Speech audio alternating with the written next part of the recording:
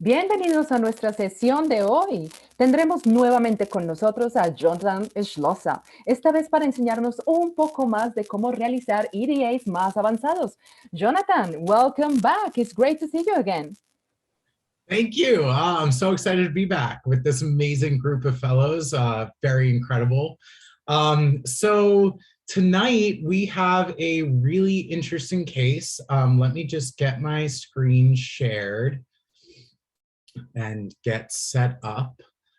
So I am super excited to be back, and hopefully I can deliver just as good of a lecture today as we had on Tuesday. So I'm super excited to be here. Y'all are incredible, and this is going to be amazing. So fair warning for tonight's case. This is a more advanced case. This is probably one of Correlation One's more advanced cases in general. So the code in here is a little bit more difficult than what we were looking at on Tuesday. So I'm going to do my best to try and break down all of this code for y'all and go through this case. And I hope that tonight will really be substantial in your learning and your understanding of code.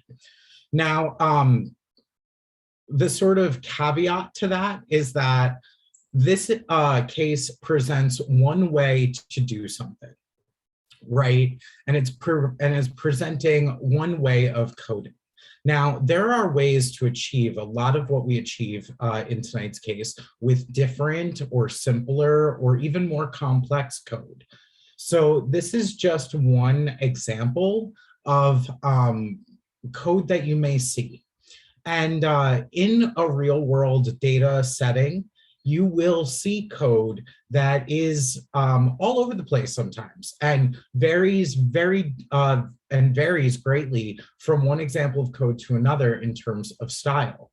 And it really becomes a skill set to be able to interact with different types of code and to be able to understand what you're seeing in the code that you're engaging with. I love everybody shouting out the Red Hot Chili Pepper shirt. Thank you for all that. Okay, so tonight we are importing a bunch of packages to begin with, and you may have some challenges with modules not found. If you have that, you may need to install certain packages, but they should be running within the workspace. So the packages that we're importing, first we're importing pandas and numpy, and these are packages that we've seen before. This is our data frame package and our series package. We're also bringing in matplotlib and Seaborn. Both of these are visualization packages. So they are Python packages that help us create data visualizations, whether that's bar charts or line graphs or other types of visualizations that we may be encountering, right? Like IQR plots or stream graphs or et cetera, et cetera. Visualizations is a really big data sort of arena in itself. Then we're bringing in this import Bronca package, and that is a package that really just has settings and color options for data visualizations. This is something that's added just for stylistic purposes, but there are a ton of other packages that do similar things as well. GeoPandas is a pandas package that works with geospatial data frames, and we'll be doing some geospatial mapping in this case. So it's important to have that so we can work with that type of geospatial data. We have Folium in here. Folium is actually the package that helps us map geospatial data. So it allows us to map actual visualizations on a geographic sort of plane. And it's an interactive package. So when you're using Folium, your maps can be a little bit interactive as well. We're also bringing in word cloud here. Word cloud is a package that allows us to create a certain type of visualization called a word cloud. A word cloud is a visualization where the larger the word appears, the more times it occurs or more significant it is in the data set. Then we have then we have t-test independent being brought in from SciPy. This is a hypothesis testing function that we will be using for some analyses later on in this case. IPython display is a way to display certain frames within the Jupyter Notebook, and that's going to help us display some of our maps. And then we have a Folium plugin, which is the time slider, and this allows us to visualize time series data on a geographic sort of image. So we're going to be seeing that as well.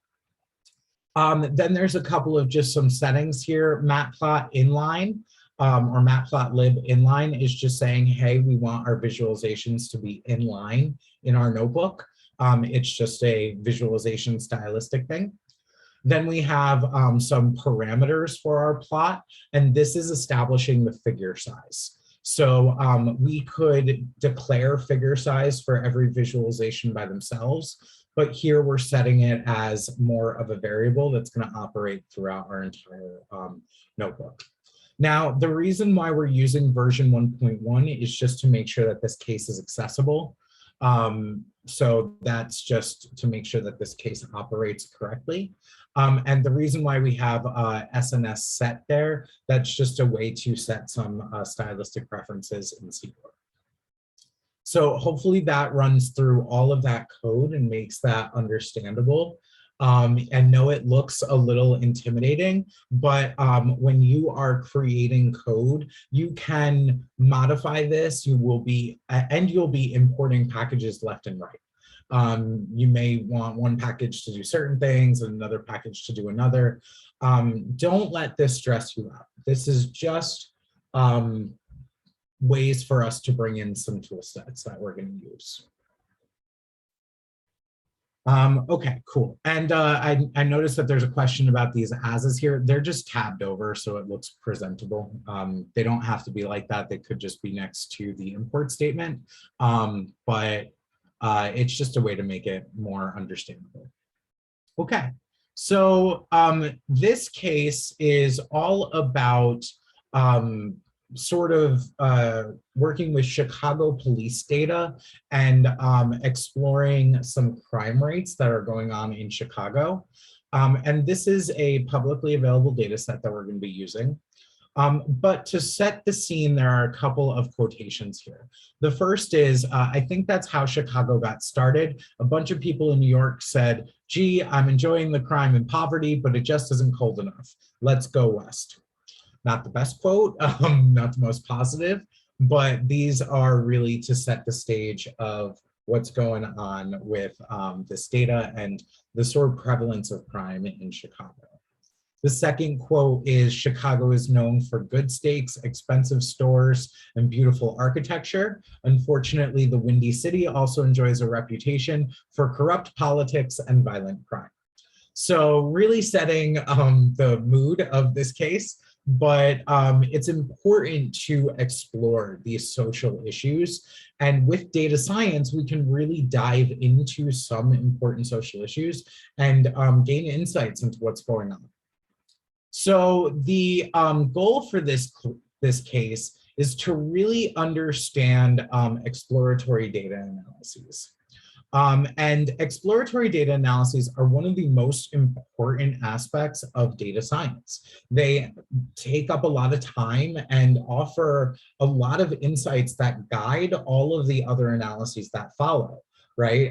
If you want to do machine learning or deep learning or computer vision or working with NLP or any of those advanced things, you need to understand how to do a deep and in-depth exploratory data analysis to be able to get all the information that's going to guide that later work, right? You can't have one without the other. And if you do, machine learning without doing an exploratory data analysis, you're probably going to pay for it in the end because you'll have to go back to do the EDA to make sure to improve upon your machine learning model.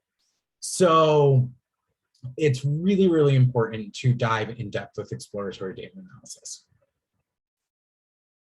So this case builds upon case 4.3, which is an introductory EDA case, I believe, and allows us to get more in depth with the technical aspects of data science.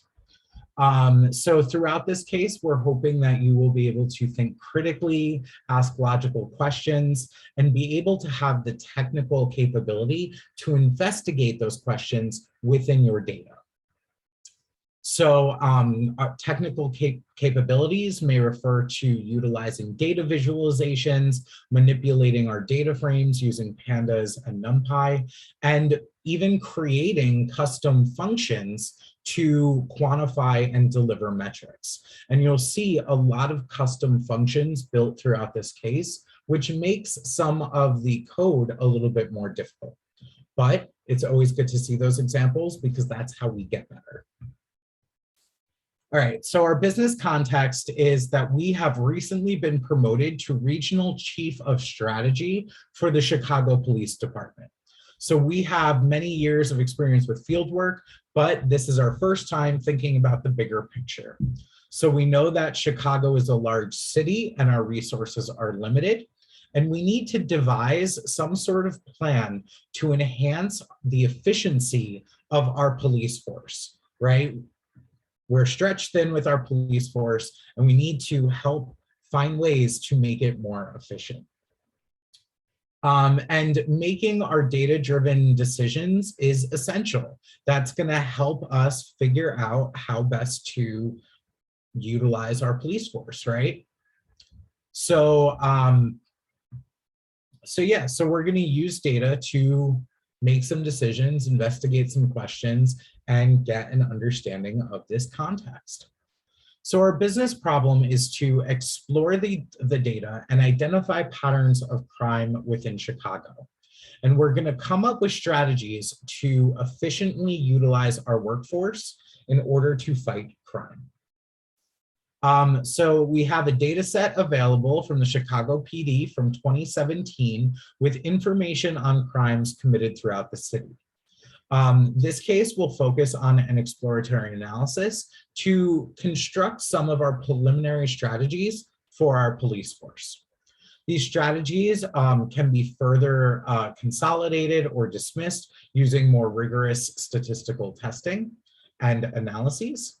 And one of our key aspects of this case is that our data contains records of crime incidents where we don't necessarily have a clear definition of the outcome. So we may not know the severity of the crime, but we do have information on the crime. And we will discuss ways of dealing with this type of data and how we can incorporate data together to draw meaningful conclusions. So this case is structured in one, we will look at univariate summaries, or we'll do some analyses of individual variables in our data set. That's univariate, one variable. We'll come up with some preliminary strategies based on this initial look at our variables. Then we'll look at some joint distributions of our data. So looking at multiple interactions with variables, and we'll work to revise our strategy. And then we're going to think about changing our strategies depending on our priorities and the severity of the crimes.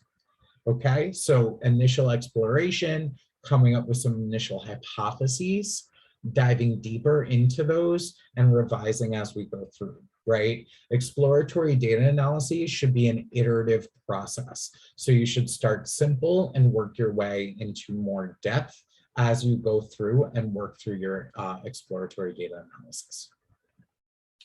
Okay, so with that in mind, we're going to dive into our variables and we're going to start exploring some initial patterns associated with our individual variables. So first, we're going to read in and view our data set. And our data set can be downloaded from using this link, but it should already be in your case. So you should be able to just run this line of code and it will load in. But our data set contains reported crime incidents with the exception of murders that occurred in the city of Chicago in 2017. So we are going to bring in this data set and some notes on the code here, right? So first we're reading in the CSV of our data set, but here we have this D type equals. And if we remember of our case from Tuesday, the D type is our data type or the type of data that we're working with. So here we are actually setting up a dictionary to say, hey, our ID column should be an object data type and our beat number should also be an object data type. So when we're loading this in, we are assigning those types to those columns. And once we have that, we call df, which presents our data frame to us.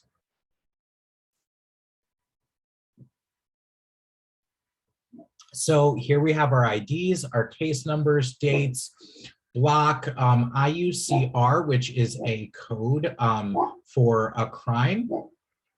We have our primary type of crime, a description of the crime, the location of the crime, and then a bunch of other information regarding the crime. And as you can see here, it gets cut off a little bit, and that's just how Pandas presents data frames in Jupyter.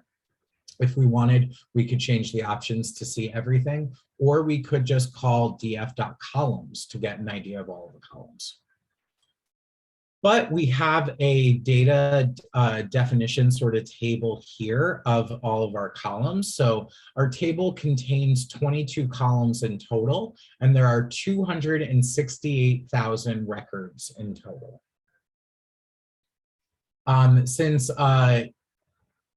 Also, since each homicide case in here could have more than one row, the actual number of cases is smaller than 2,608 or 268,000.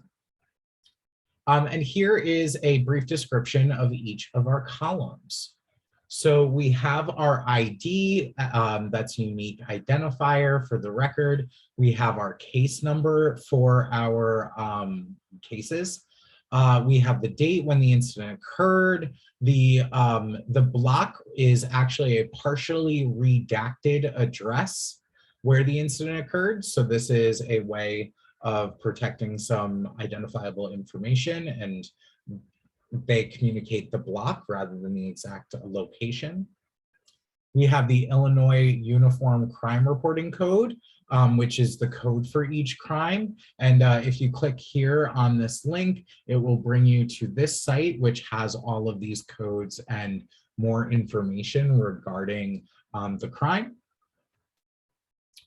Then we have the primary type and description, and this comes from our IUCR code. We have the location description here, the arrest, so whether an arrest was made, whether the incident was domestic related, and this relates to the Illinois Domestic Violence Act. We have the beat number, and this refers to the police beat where the incident occurred. We have the district where the incident occurred, the ward where the incident occurred. So these are sort of police identifiers in terms of the location, including the community area. We also have the FBI code, which is a classification outlined by the FBI, and the latitude and longitude of the location. So this is our sort of more exact location in terms of data granularity, but this location is actually shifted from the actual location to protect identifiable information. Okay. Okay. So we have a question here. Why would each murder have more than one row? That's a weird quirk of this data set where each victim involved in the crime has its own sort of row. So in a homicide where there's the offender and the victim, it ends up having more than one row. Or there could be multiple victims in murders as well, which is great. So lovely to talk about. Okay, cool. So our factors or our variables in this data sets, a bunch of them are identifying information, which is useful for figuring out where the event happened. And then we also have a bunch of data that might be a little bit too granular to work with, like our latitude and longitude. We might want more or less granular data in order to group data points together to draw conclusions. To begin our analyses, we're going to first focus on the primary type variable, the description variable, the location description variable, the date, and the beat number. And this is going to give us a bunch of information without getting too granular too quickly, right? We want our initial EDA exploration to give us sort of a general idea of what's going on. And if we go too granular, we might not be able to find the patterns that exist in the data. So we want to be able to have our data or be able to look at our data a little bit more broadly. Okay, cool. So now we're going to dive into some of these. So similar to the last EDA case, we're going to explore some relationships of primary type and description, and we're going to look at some outcomes of interest, the crime incidents. So this is going to be a little bit different of a process compared to that other case. And this is because primary type and description here are both categorical variables. So it wouldn't necessarily make sense to like put them on a scatter plot because we're dealing with more categorical variables. So luckily though, both of these variables are discrete variables, so we can still count up the total number of records here that belong to each category. And we'll do that using a frequency table. And that will give us sort of a guide as to how many of each type exist within our data set. Also, we want to note that primary type and description are nested variables, which means one is a subset of the other. So description here is nested within the primary type, meaning that they have their own sorts of sets of descriptions that may not overlap. Okay, so with that in mind, two crimes that have different primary types cannot have the same description. They are mutually exclusive groups. So let's look at our primary type first, which is our broader category of crime sort of definition. Here we have theft, battery, criminal damage, assault, deceptive practice, etc. All different types of crimes here. And to get this frequency table, because that's what this is, it's telling us the frequency of each type of category.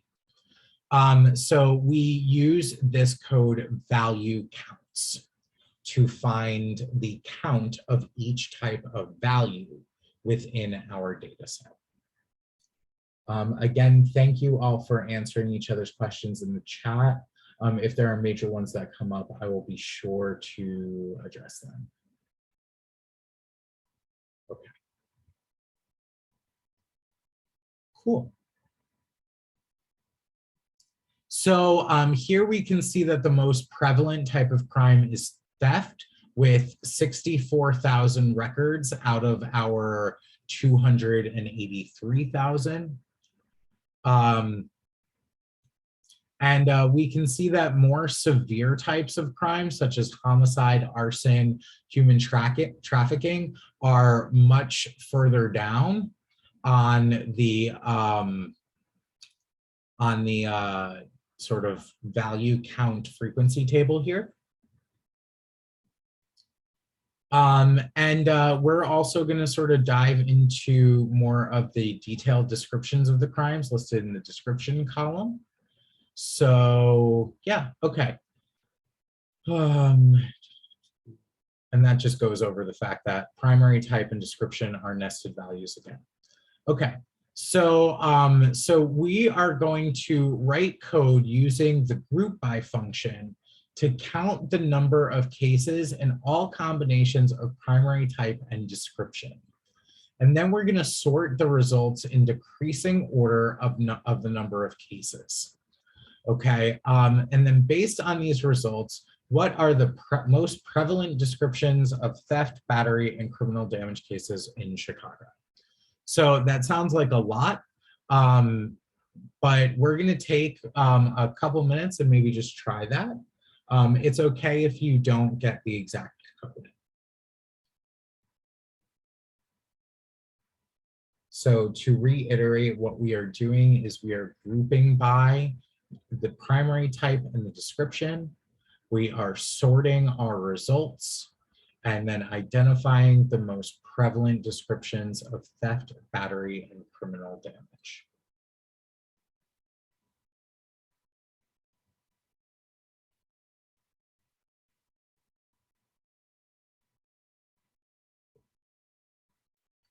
And then we'll go over the code.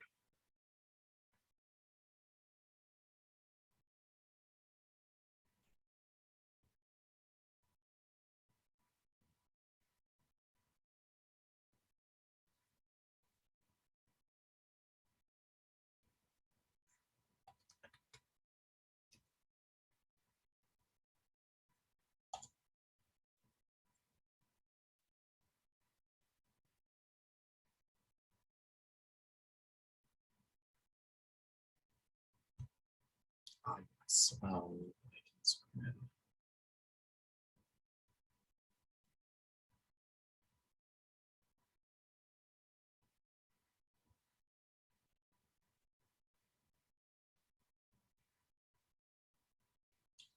Okay, cool. I think we got a couple of answers up here. So let's dive into this. So the answer that we have here is taking our DF data frame, which is where we have all of our crime information.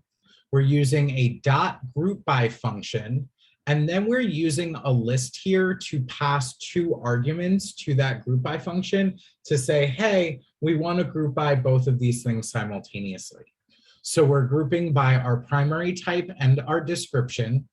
And then we're taking the ID column here after that's been grouped by, and we're counting up those IDs. And this is giving us a count of every record within each of the subgroups or grouped by our primary type and our description.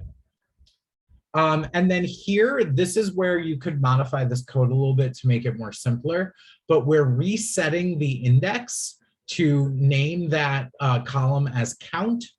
And then we are sorting the values by that column. We're saying that we want it descending, and then we're resetting our index again just to clean that up. And we're getting the top 20 results from that using the dot head function. So this is a little bit more complex code because we're doing a bunch of things in here. We could maybe redo some elements of this code. Like maybe we don't want to have reset index in there twice. But we have that in there just to make it a little bit easier for the next code that's being passed. So what we get is this frequency table of our primary types, each of the descriptions of our primary types, and the count associated with those descriptions. So here we can see that theft, we've got $500 and under, or over $500. We've got battery here, domestic battery simple, or just simple battery. We've got some criminal damage ones here, and that's our frequency table of primary types and descriptions. Now, we have some questions about what this slash is here. This slash is used to tell the code cell in Jupyter Notebook that this line of code is being continued on the next line. So it's just a way to say, hey, the code is being continued. The reset index in here is, it's in there twice. First, to reset this group by and count that we get, to make that its own sort of table with the new column being count.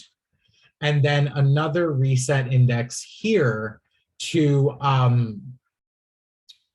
reset the index after we've sorted it, so it repositions the data frame, and then we're bringing back the top 20 results from that. So it's just being used here to modify the data frame. And I'm going to post this in polls and answers now that we've gone through that. And I think it's already been posted, but I'm going to post it again. And actually, I'm going to post that as a code cell because I can do this responsibly. And there we go. Okay, cool. All right, so we got our frequency table. So by summarizing this way, we get a more detailed classification of the crime types and the descriptions within our data. And we can see that more than half of the theft offenses involved items valued at $500 or less, which would be understood as petty theft. We can also see that simple domestic battery is almost as prevalent as petty theft. So they're almost as prevalent right there. And we can see that most criminal damage cases involved properties or vehicles.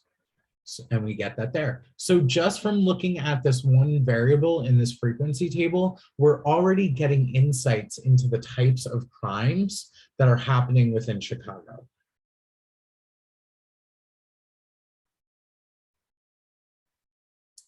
So there are 310 descriptors in total, and listing them there is not really viable because that would be a little bit overwhelming. But to get a better understanding of this text data, we can use a tool known as a word cloud. And this will help us summarize the prevalent descriptors within each of our primary types. So a word cloud is a data visualization that shows words within a collection of texts. Here, our collection of texts is our descriptions column, or our descriptions data. And when we generate this word cloud, each of the words is sized in proportion to how often it appears in the database. So by looking at this, we can get a visual representation of how often or how frequently a term is appearing in our descriptions, in our descriptions data. So we are going to construct 3 word clouds here, and these are going to be for the top 3 most prevalent primary crime types, right? So the 3 crime types that we looked at. So to do this, we actually first define a function. And this function here is going to take our data frame and a rank, and it's going to generate a word cloud for us. So within this, what we're first doing is we are filtering out our data frame based on the primary type and the rank of that primary type. Then we are joining those primary types to our descriptions in that data. And then we're generating our word cloud using a word cloud function. We pass a bunch of arguments to that function, including the max font size, so how big our word is going to get, the max number of words, how many words we're going to show in our word cloud, and the background color of our word cloud. And then we're going to generate that based off of the text data element that we created in the line before. Then the plot figure here is going to actually generate that figure in matplot space. Here is some preferences on how that's going to be shown. Then we have the plot axis not being shown, it's turned off. And then we actually show the final plot. So this first line of code here, we are first printing the crime type that we're looking at, which is going to be the first or most prevalent primary type of crime. So we're getting our data frame, the primary type, we're taking our value counts of that and getting the first one. So we're getting this first one here, okay? So DF primary type value counts, we're just generating this and pulling the first element, which is theft. Okay, so we're getting that, and then we are generating our word cloud. So we're saying, hey, we're using our data frame, and we're using the 0 rank, which is theft, and we are building our word cloud using this function that we generated around around that first crime. Interpolation bilinear is just a way of presenting this, and it presents it all in the same sort of left to right presentation, rather than having it go like left to right, up and down, and being all sorts of varied. The 0 in the rank is taking the 0th element, so it's our theft element.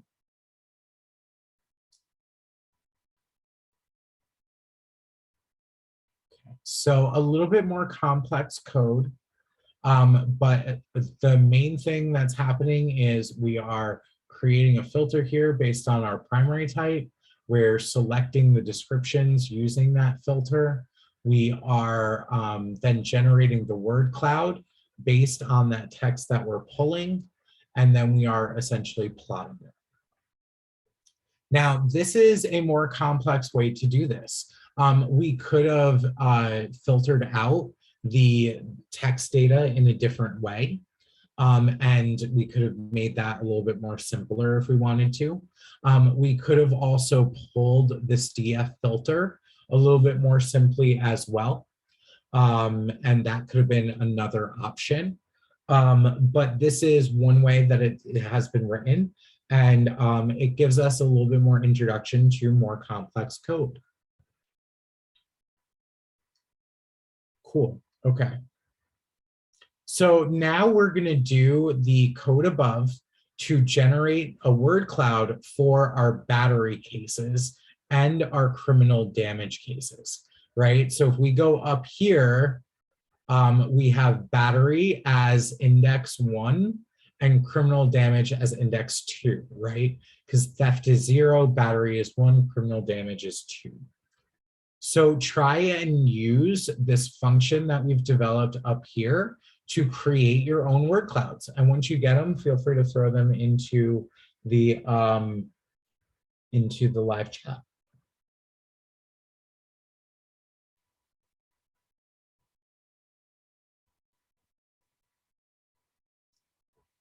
You can change the font and colors of the word cloud, but it's a little bit more complex.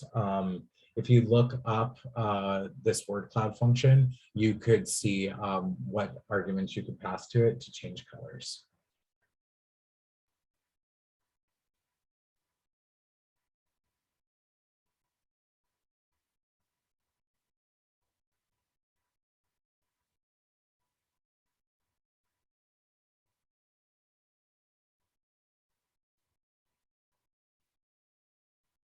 Cool. Okay. So lots of people got that going. That's awesome. So I'm going to share the answer to that in polls and answers, and we'll run through it really quickly as well.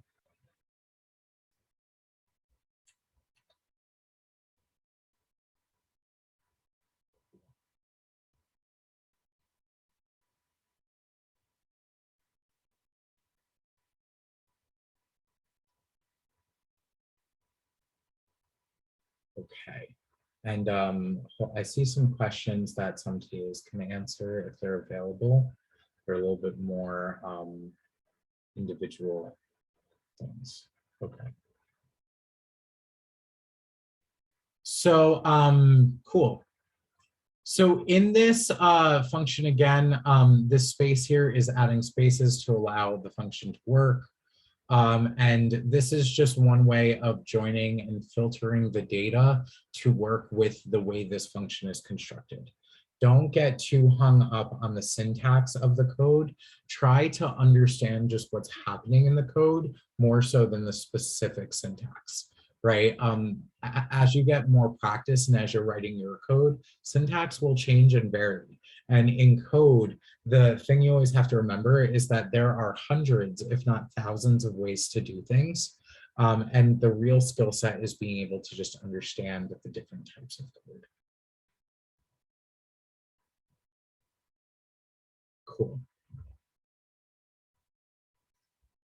Okay, so here we have the code, and here we are using the first rank and the second rank to get our crime types that we're using. So the battery crime type is first, then we're running our function and generating that word cloud. And then we are doing that with, and then we're doing that again with our criminal damage crime type and generating that word cloud. And then we get both these word clouds. So if we look at these in battery, we've got simple battery, domestic battery, simple domestic, simple aggravated, aggravated domestic, et cetera, et cetera. And then in criminal damage, we have property, vehicle, and criminal defacement as large descriptions. We also have Chicago property in here, which is kind of interesting. But yeah, so battery is strongly linked to the word domestic, implying that battery charges may usually be involved with family members. And criminal damage is strongly associated with words property and vehicle, indicating the possible targets for criminal damage.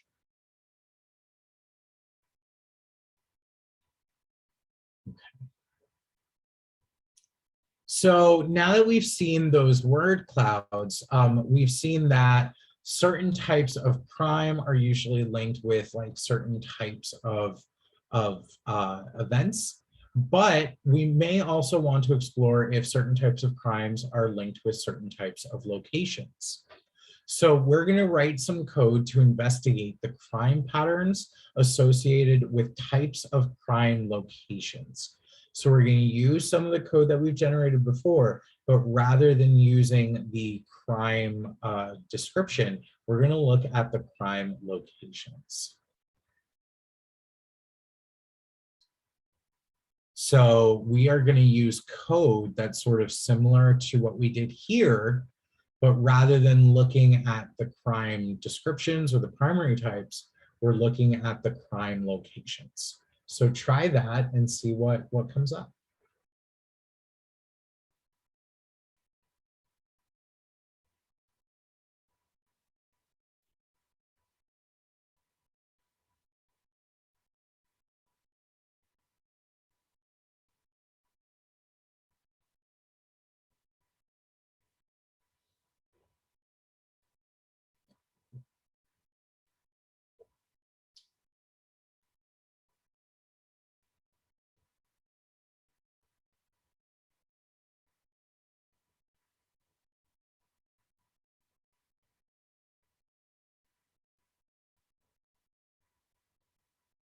We're not generating a word cloud here just yet. We're just getting a univariate sort of sampling. So we're looking for frequency table.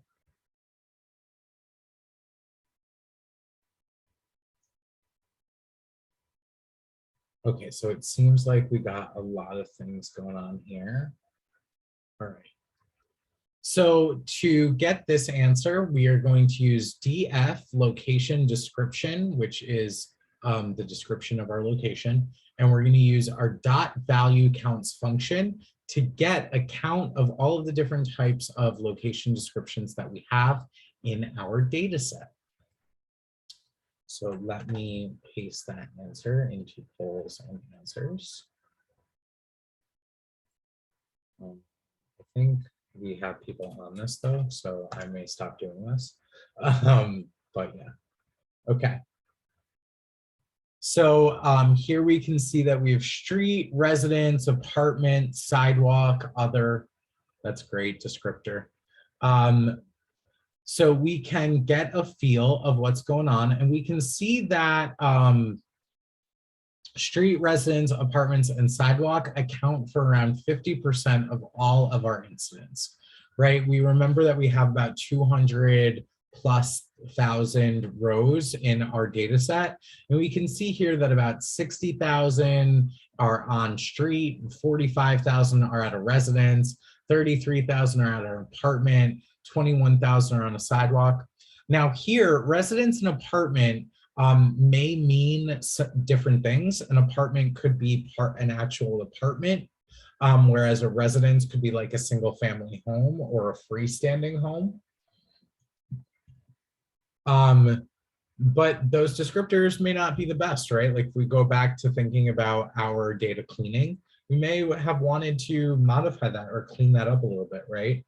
Or we could go look at the data documentation to see if there is a specific difference there and what that difference is. Do I know it off the top of my head? I do not, unfortunately. But we could go and look that up. Okay. So far we've looked at crime patterns linked with our primary type and our location description separately.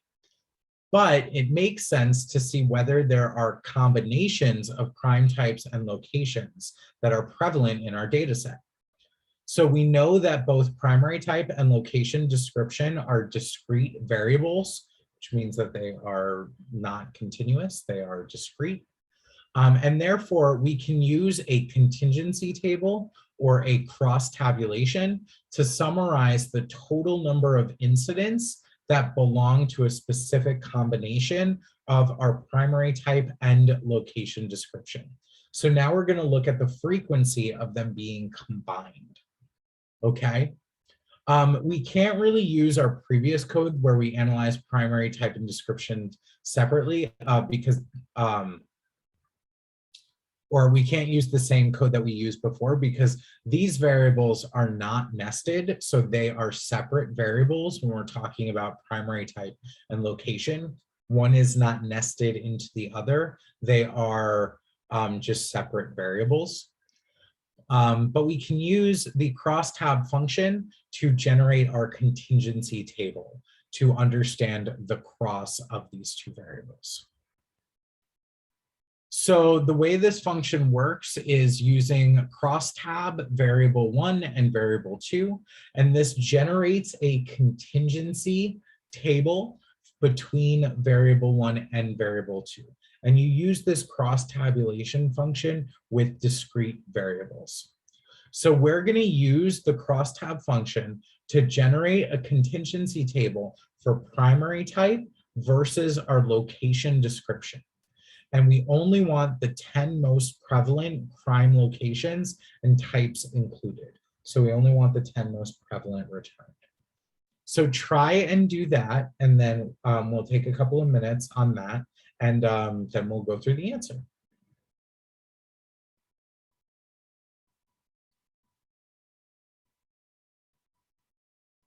And I know that tonight's case is a little bit more difficult, but hopefully you're enjoying the challenge.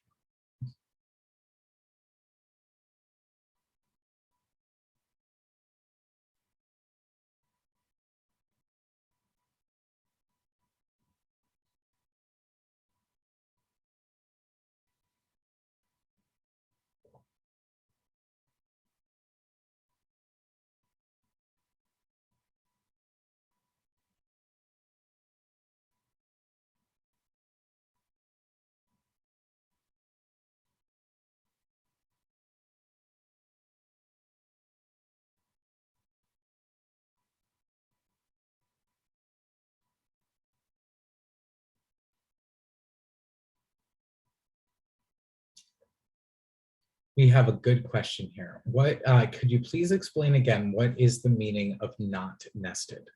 So when we were looking at our primary type and our description of the type of crime, each primary type of crime had a set of descriptions that went with that primary type. So the descriptions were nested in the larger category of a primary type, and no descriptions could cross over between other primary types.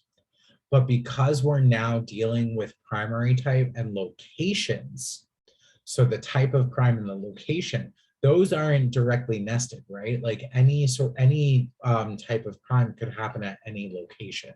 It's not that one variable is a subset of the categories of another, which is what nested means. Here, the primary type of the crime and the location are just separate variables. So hopefully that helps. Okay, cool. And we got a lot of answers. So let's go into this. So here, the way that this code is presented is again a little bit more complex. So here we have, we are calling our data frame. Then we have a filter being applied to our data frame. And here we're taking the location descriptions and saying, if it's in the top 10 value counts of the location descriptions, that's what we're going to use as our filter. So this really deeply nested code here is generating a value counts table of all of our location descriptions, and it is taking the top 10. Then with that, it is using that subset of location descriptions to filter from the larger data frame. And we're using a similar approach here to get the top 10 of the primary type of crimes. So the top 10 types of crimes. And then we're using that as a filter for our primary type. So we have two filters on our data frame. And this is a way to filter out the top 10 location descriptions and the top 10 primary crimes regardless of the crossover, right? So this is just taking the top 10 of the locations and top 10 of crimes. And this is a more nuanced way to make sure that we're getting the top 10 of each variable. So this is a little bit more in depth than what you may have done on your own. That's okay. Then once we have that data frame where we're taking this subset of data, that's what we're then building our crosstab with. And that's where we're using this crosstab function, the df1, which is our subset data frame. And we're taking the primary type from that subset. And then we're taking the location of that subset. And that's what we're creating our crosstab with. So this is a little bit more of a nuanced way to get the top 10 of each variable independently from each other. Okay, so I'm gonna share this code, and that's something to think about when you are, actually it's already been shared, cool, so don't have to do that, awesome. But these are the sorts of things that you need to think about when you are working with your code. Is it top 10 or top 11? That's actually a really good catch. This is probably top 11 because this should be index 0, 9, or just 9. Yeah, that's probably more correct.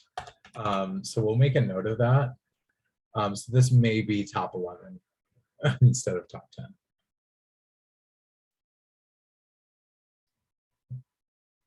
10. Let me actually think about that more in depth. Yeah, no, actually this is top 10 because when you take a sample like this, you are leaving out the last element. It's exclusive, not inclusive. So it is taking 0 up to the 10th element, but it's stopping before the 10th element. So this is correct. Yeah, that is correct. See, even with experience, sometimes you second guess yourself. But yeah, no, that is correct there. Okay. All right, so based on the contingency table that we have here, what are the 10 hotspots for the top 10 most prevalent crimes? So we're looking through here, what are the major hotspots for each crime? That's probably one there. Probably got another one here. Got another one here. So battery takes place at apartments and residences. That makes sense from what we were looking at previously. Cool. Okay. So so here we're looking at this, and here we can see that they're not the same. Theft is markedly different from the others. So theft is markedly different. Okay, sure. We see that most theft crimes happen on the street, whereas that doesn't really happen with the other crimes. Criminal damage may happen a lot on the street. But theft is really spread out across many locations, whereas the others are concentrated on a few. And that sort of holds true looking at this. So yeah, cool. Okay, how can the above table help us deploy our workforce more efficiently? What are some of your ideas?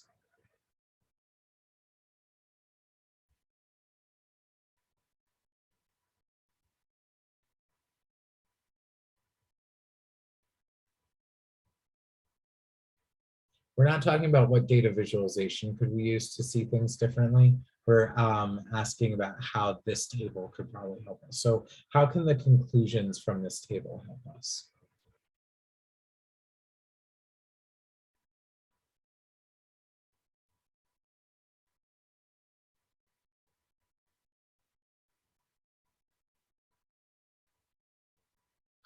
All right, so this analysis that we did with our table helps us when we want to identify hotspots for a specific crime, right? If we're looking at crimes and locations, by doing this, we're getting a feel for what crimes are happening at what types of locations, right? It's helping us identify hotspots. So if our police department considers eliminating theft as a priority, then the above table can help us understand where we should deploy more police forces to work to combat theft. So the table gives us insights such as, other than theft, all major types of crime tend to concentrate in less than 5 types of locations, which indicates that location patrolling or location specific patrolling may be more efficient for battling certain types of crime. And it tells us that theft offenses tend to be spread out across different locations. So that would be a type of crime that may need more resources. We may need to have more of a broad spectrum approach to battling theft rather than just paroling certain places. Cool. So now we're going to move on to investigating the relationship between crime incidents and time. And this is where we're going to use the date variable in our data set. So time is one of the most important dimensions for constructing our deployment plan. Since we cannot patrol every location 24/7, we must target periods of time that make sense based on our high crime rates. So our date variable gives us the timestamp for each incident, and it allows us to count how many incidents happened within a given period of time, right? So say we want to look across a day, we can look at what crimes happen at what hour. Or if we want to look across a week, what crimes happen on which days. Maybe we want to look at a year and see what crimes are happening, what weeks or months within that year, right? So with this period of time, we can start to see if certain areas or if certain time periods are more crime prone to certain types of crime. So we've covered a few cases before with temporal data, and we usually group it with different types of time units, such as days, weeks, or months, to discover our different insights. And as we investigate from a temporal perspective, we have to keep in mind our concept of confounding variables. So we have to really think about the time frame and how affecting the time frame will affect the patterns that we see within our data.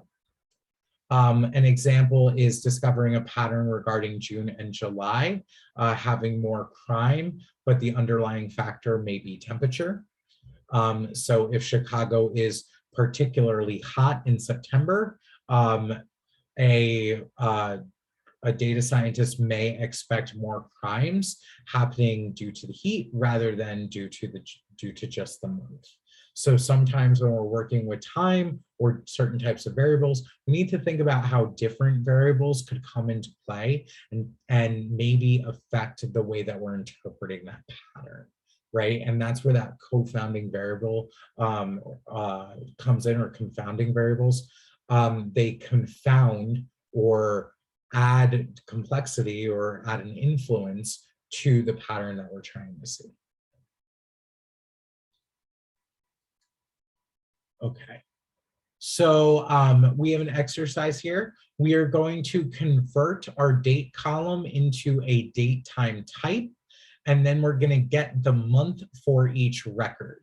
We're going to use month and group by functions here to sort of get that information, and we're ultimately going to plot the total number of cases in each month. Now, feel free to try this. We'll take a couple minutes. The outcome of this should be this sort of plot here. So it should be, so your final outcome of this challenge should be a line chart showing the count of incidents for each month over each month in the year.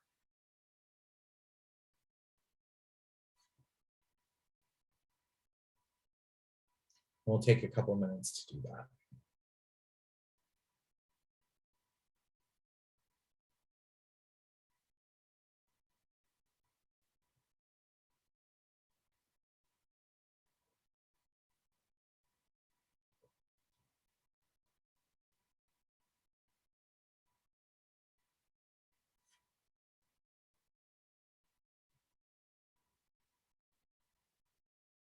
And I love that people are having fun with this case. I see people making heat maps and other sorts of visualizations. That's a lot of fun, and I love that.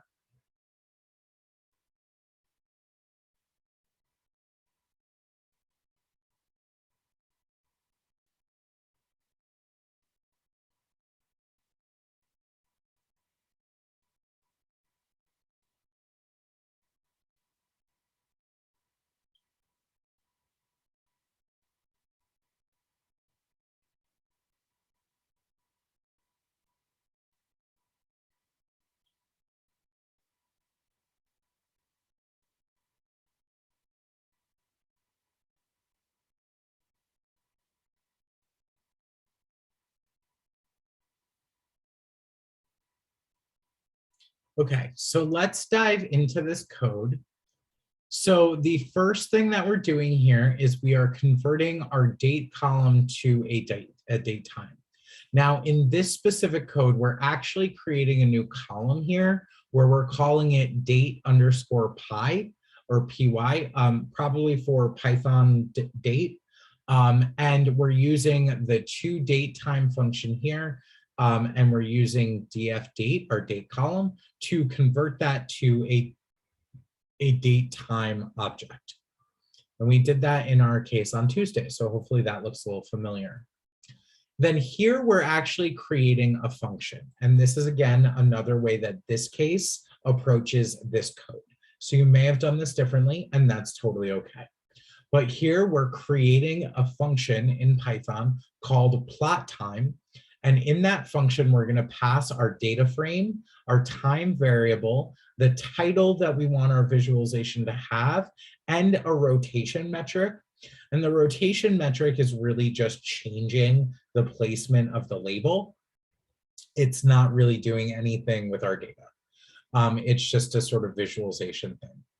Then here we have df.groupBy, and we're grouping by our time variable. Then we're getting a count of the IDs after we group by that time variable. So this is basically group our data by whatever time period we're saying, and then just count up how many occurrences are in that time period. And then we're doing a reset index to just reset the data frame and bring it back more cleanly. And then we are creating our actual plot. And we're taking our data and we're plotting it. We're saying our X variable is our time unit and our Y variable is the count of our data. Then we're saying our title of the visualization is the title that we pass, and the rotation of our axes, or the rotation of our metrics, which would be down here, would be 0 in this case. And we have rotation equals 0 here to set the default value of the rotation. So if we didn't pass this, it would automatically be 0. But if we did pass a value there, that would be updated to whatever value we pass. And then ultimately, our plot is returned to us. So here in this third box, we are getting the month of our date. So we are taking the date column that we created up here, and we are using .dt.month to get the month of that date time object. And we've done that before. And then down here, this is where we're actually using the function that we just created to plot that data. So now that we created this month column, we're actually passing that to our plot time as our time variable. And that is what we're creating our visualization based on, that month unit. And we're creating a function here because we're going to do this probably for other time periods. So if we do this for other time periods and we create the function, we can then just reuse this function to get this image back. And then here is just some syntax to update the Y label of this visualization that's returned. So we're updating the Y label to be monthly total incidence. And when we run that function and update our Y label, we ultimately get this visualization. And this is our count for each month of the crime and the monthly total incidence. Now, a really interesting thing here is that February has a very small number of crime, or a much less value of crime incidents as compared to other months. So that could be interesting in itself.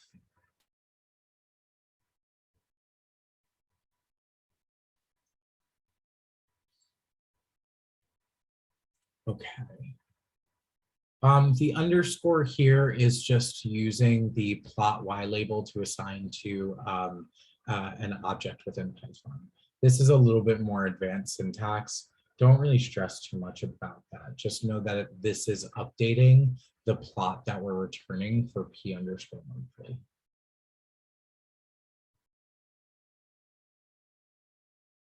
And there are a ton of different ways to do this. Again, this case is really trying to show you ways that you can create functions to do more advanced code and more advanced analytics. The underscore is a Python specific variable. It's like not a real variable, but rather more of a placeholder. So hopefully this has been shared on polls and answers. I believe it has. We have Oswald posting all of our answers as we go through. Okay, cool. So which months have relatively higher crime rates and why? We can sort of just dive into this. But we were already talking about February having the lowest number of total incidents.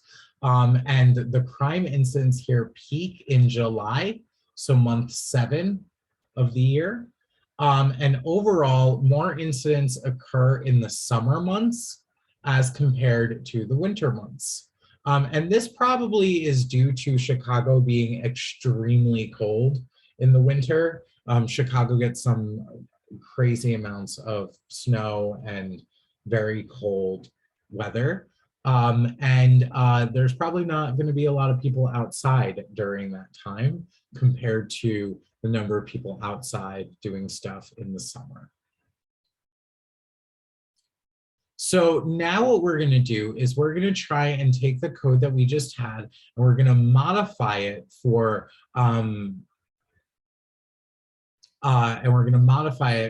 daily total incidents rather than monthly total incidents.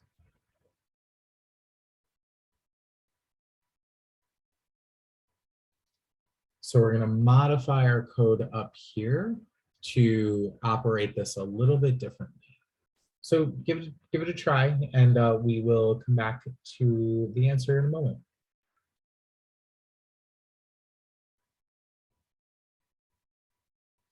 And I see a lot of people pointing out like definitely more advanced things that we would want to consider. So like somebody mentioned normalization issues with the data. Yeah, that's something that we might want to address and may want to address in our preliminary data cleaning.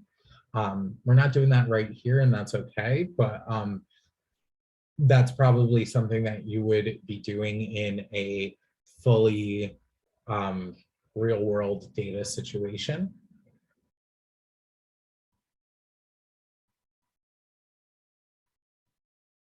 Ooh, that's a really good point. Are the increases in the summer due to vacations and tourism? That might be something that we would want to collect other data and look at. That could be an interesting thing to explore further.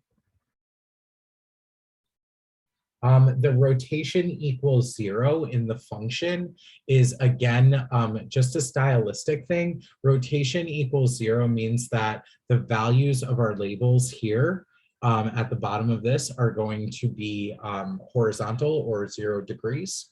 If we change that value, it would change the positioning or the orientation of our values of our labels down here. So if I did 45, and that, you can see how it changes the position of the values at the bottom.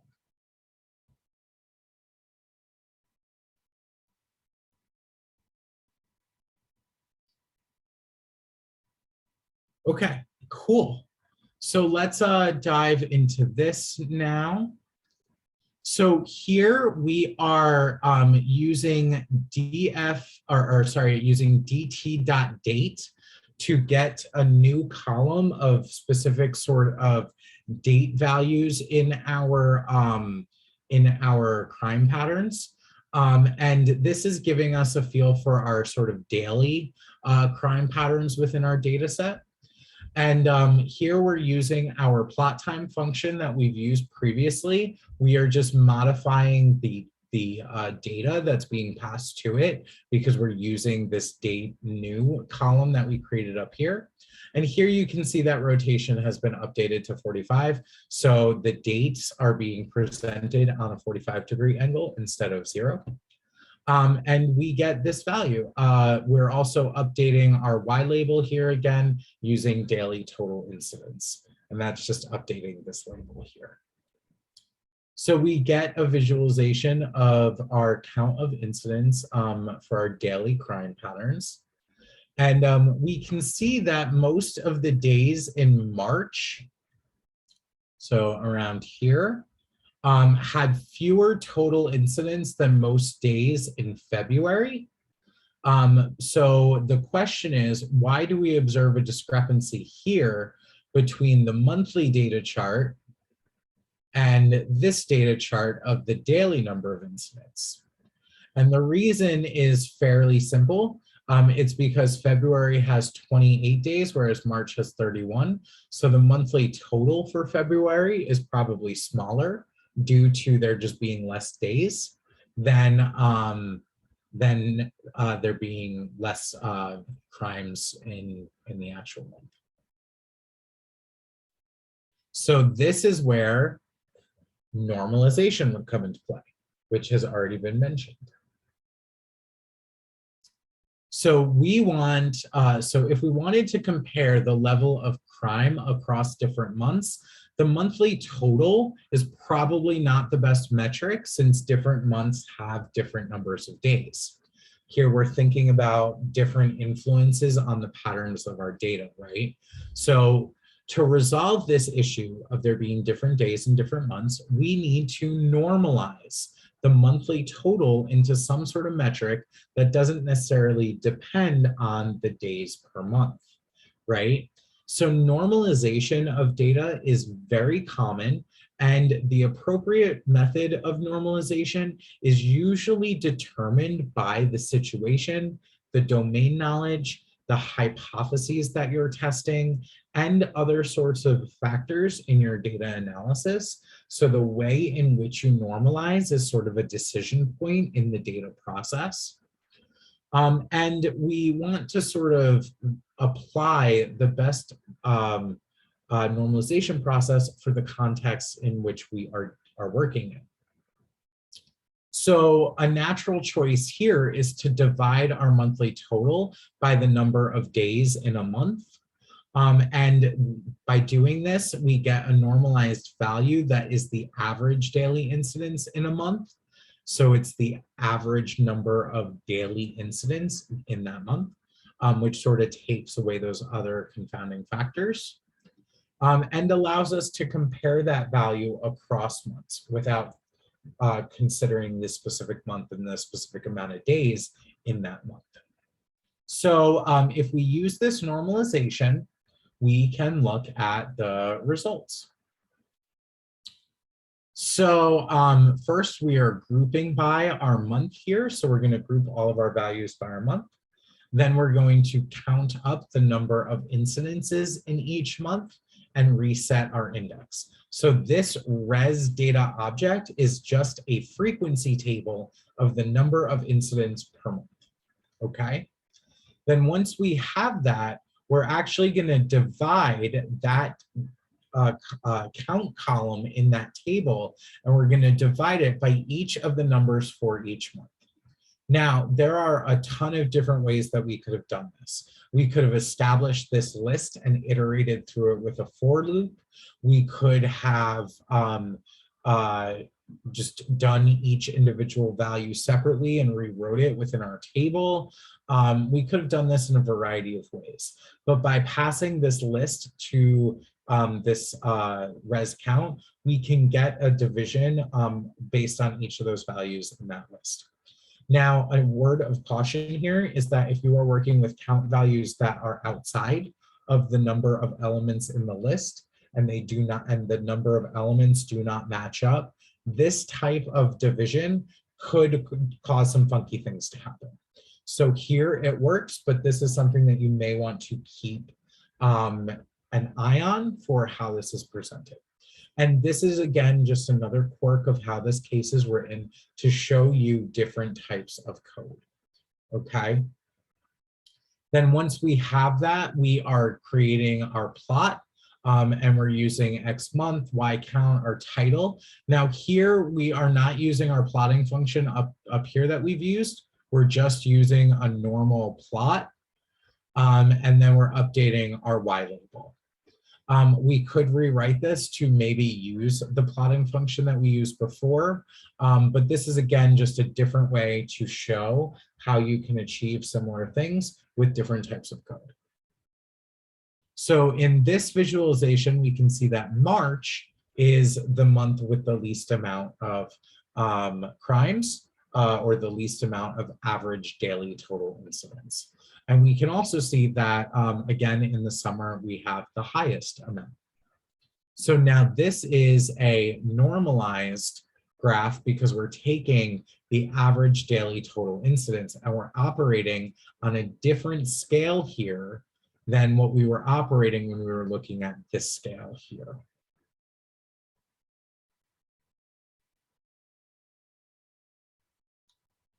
Okay. Cool. All right, so now you're gonna try to normalize the crime patterns in every day of a week and which day in a week has the largest amount of cases. So rather than looking at each individual month, we're gonna now try and look at each individual day.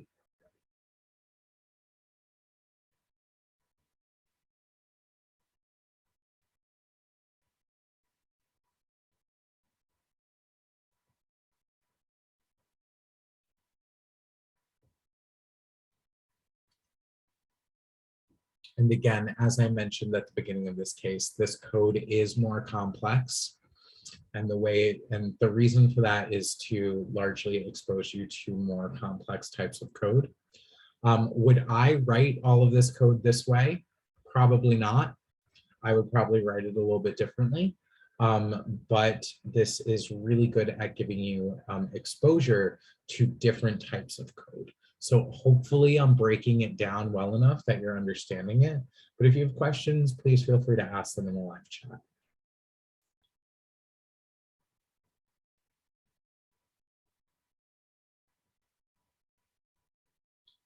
Okay, so to visualize the day, we can look at the specific day of the week and plot those counts across all days of the week to examine the patterns that we're looking for.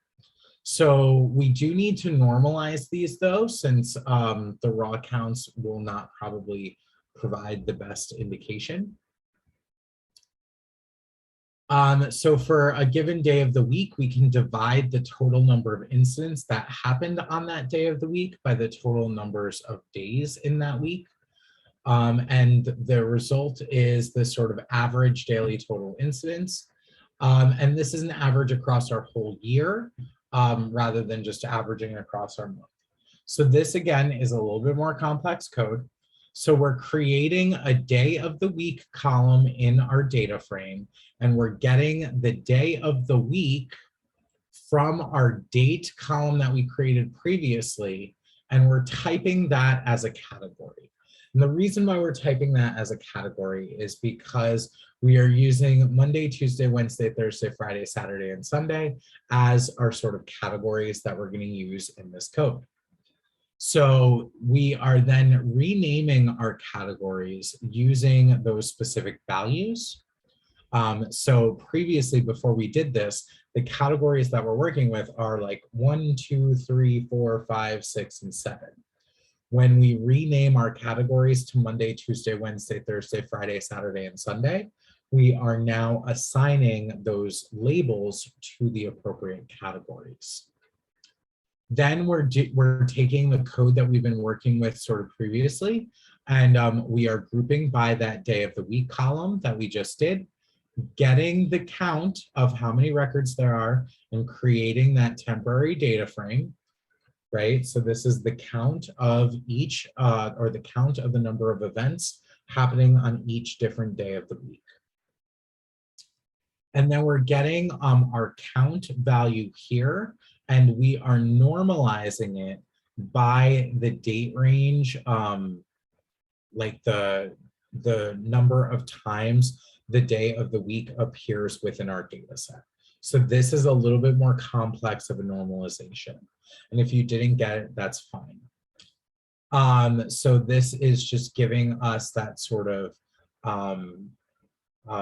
count of the days that appear in our data set. So we are normalizing by how frequent each day, whether it's, so how many Mondays are in our data set, how many Tuesdays are in our data set, how many Wednesdays are in our data set, how many Thursdays. And because our data set is in this year of 2017, the exact number of days may fluctuate based on what month and how that year played out.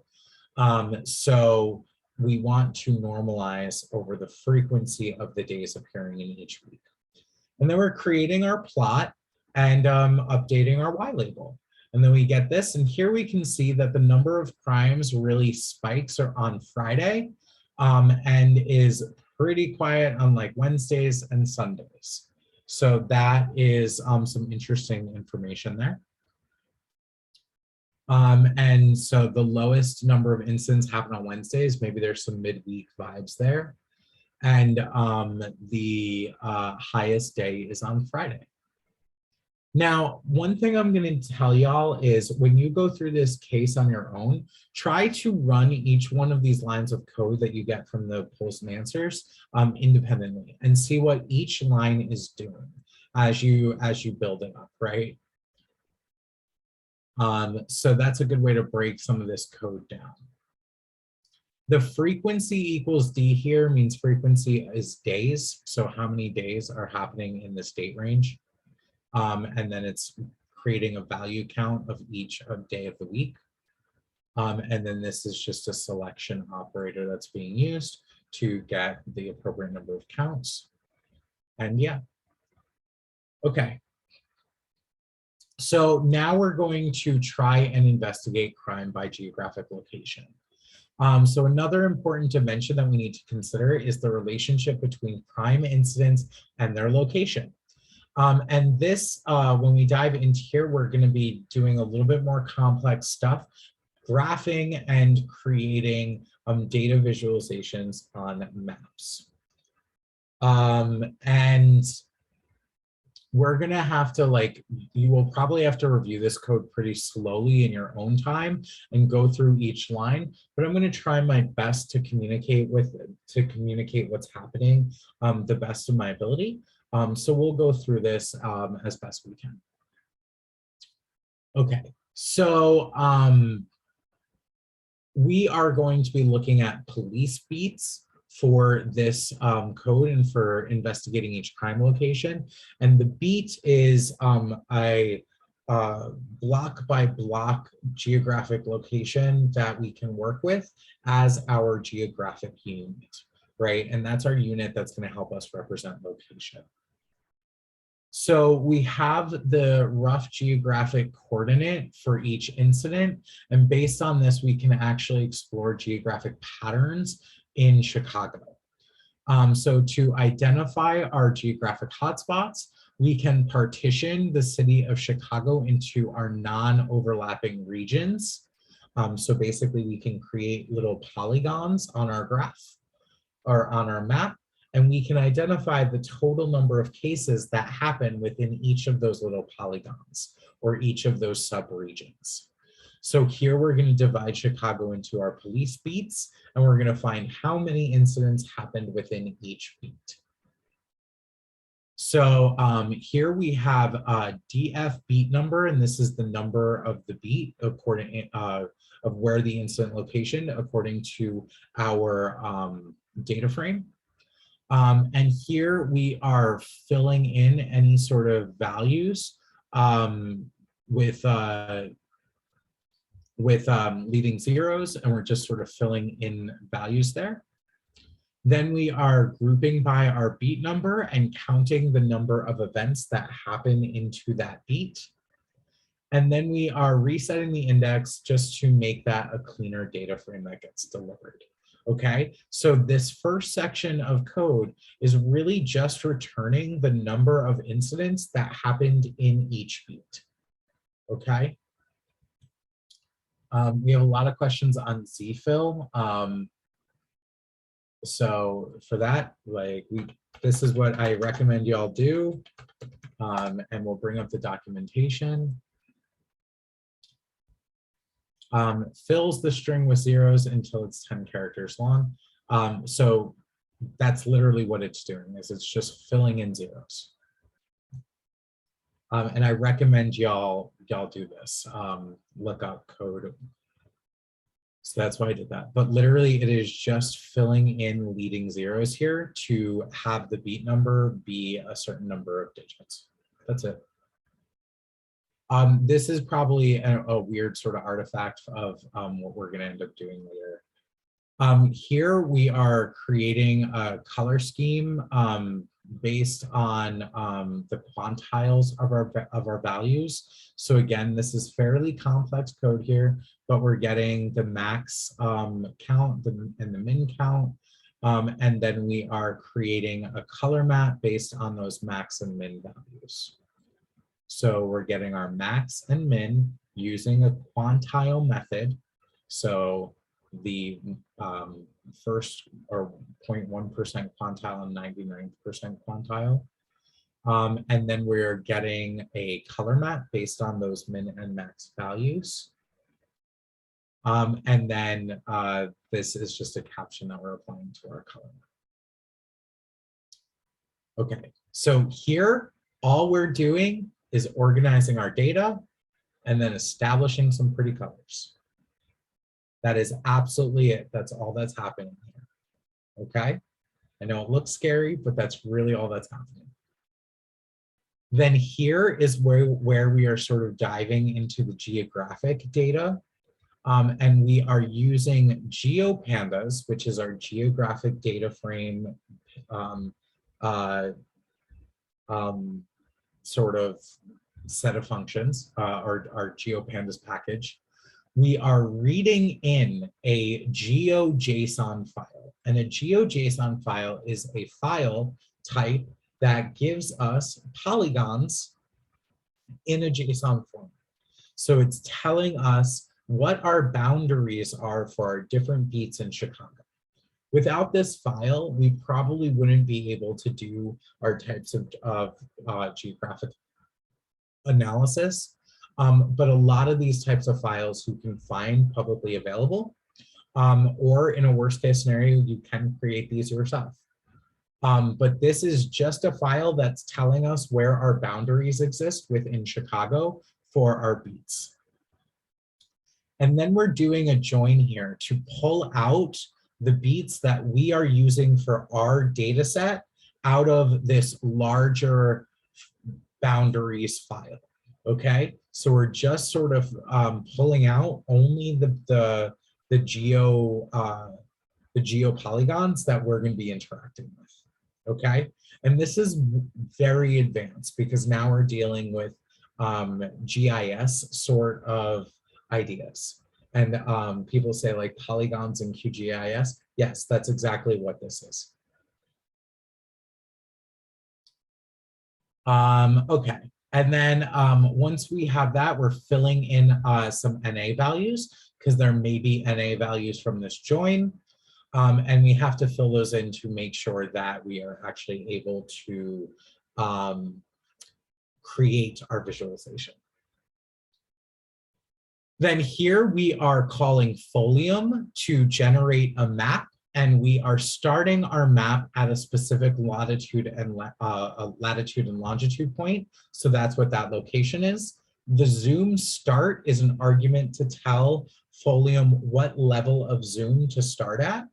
I mentioned that Folium is an interactive visualization, and one of the ways in which you can interact with it is you can zoom in and zoom out. So you need to tell Folium where to start, and that is what that zoom start tells us. And then the tiles is sort of the background image that's going to be generated when we're creating our Folium map. So what type of background do we want to use? And here we're using the OpenStreetMap background. Now we have a style function here, and this is just a way to sort of establish certain styles that we can call as a Lambda function. So we can use this to iteratively style whatever it is we need to sort of pass to our Folium map. And then here we are ultimately creating the Folio map by bringing in the beat data, which is our boundaries. Giving it a name, telling it how to style our polygons or the data that we're going to be displaying. And then we also have this tooltip here, which gives us information when we hover over something in Folio. So it's there are a number of things that you can sort of bring into this function. Here we have fields and the aliases. So the fields are the actual data to be displayed, and the aliases are the title of that data. And the localize equals true here is telling us that we want to show it in the location of the data that we're doing. And then this is getting added to the Folium visualization that we instantiated up here.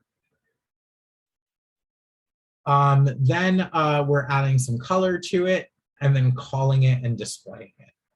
And ultimately, we get this map generated where we can see all of our boundaries in Chicago. We can see the total crimes on the scale. And we have this information that when we hover over our polygons here, we can get the values of this information. So while this code looks a little complicated, the reason why it's complicated is because we're building a more complicated visualization here. Hopefully I explained that well for your first introduction to it. The expectation is not for you to understand all of that when you are first looking at it. The best way to operate with Folium is to dive into it and play with things. So on your own, I recommend playing with this code and seeing if you could change things, seeing if you could change the colors, seeing if you could change the types of data that are displayed, seeing if you can add or subtract stuff to the tooltip. But getting a feel for how that Folium script is written will give you a good foundation in how to build these types of visualizations in Python. So overall, we see a couple of hotspots in this visualization. We see that we've got some downtown Chicago stuff going on, some West Chicago and South Chicago. So I guess this is downtown over here. This is West Chicago and this is South Chicago. And we can see the beat numbers and the number of incidents for that beat. Interestingly, though, we can see that the difference is really not that crazy. Like this really red one is 1,995, whereas like this orange one is 1,300, and this little lighter one is 1,200, and this yellow is 750. So it's really not that major difference between these color combinations, but that is a pretty big difference for the small size of each beat.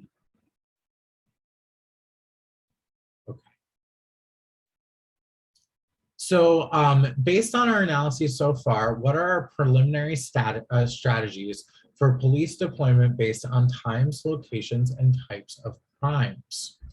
So based on our results, we have a lot of suggestions that we've gone through. We can put more police force to work on Fridays, because we saw that Fridays have the highest number of crime. We could put more police force out between May and September, or in hotter months when people are outside. We could also place police in downtown Chicago, as well as the west and south sides of Chicago, so they're covering beats that have more crime rates. Granted, there's still an opportunity here to focus more on streets and residence areas and like what types of crime. But overall, we've gotten a lot of insights just by doing this preliminary EDA. So what are some shortcomings of our analyses that we've come up with? And I think that should say 7.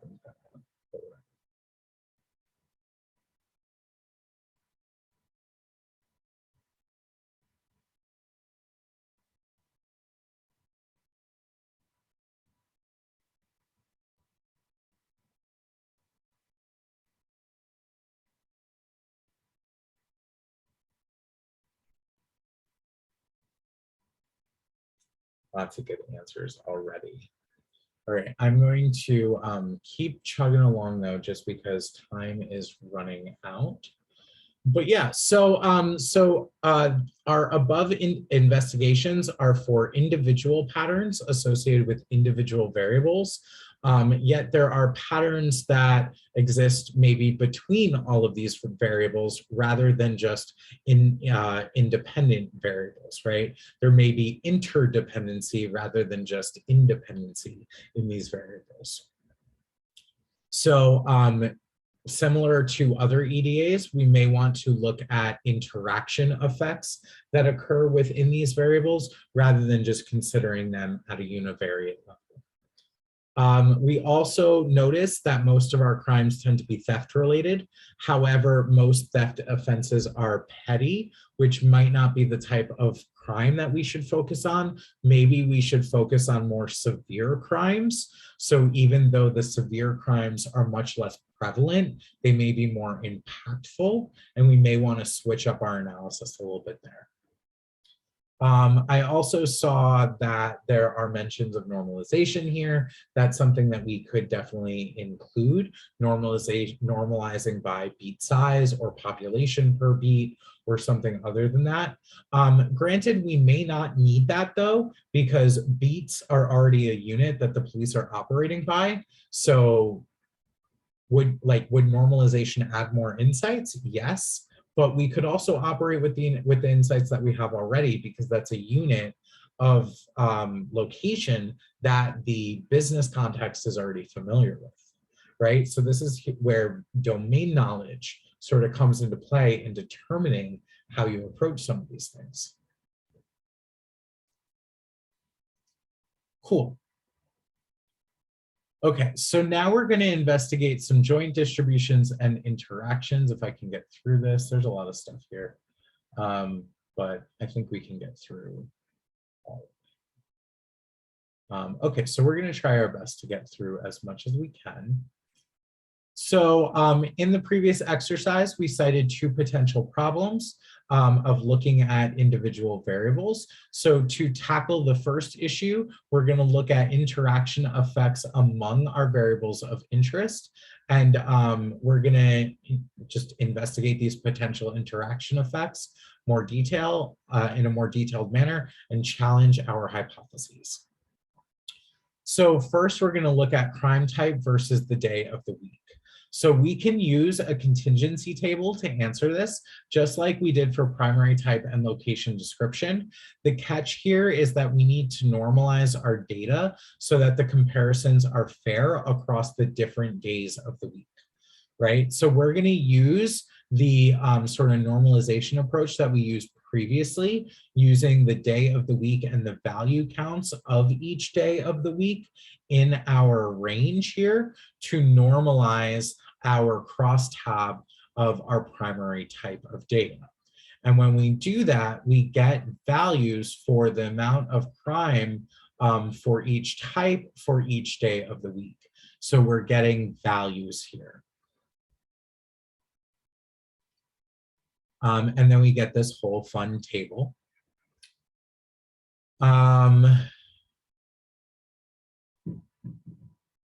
So here is just an exercise that's asking us to validate a claim that our colleague makes.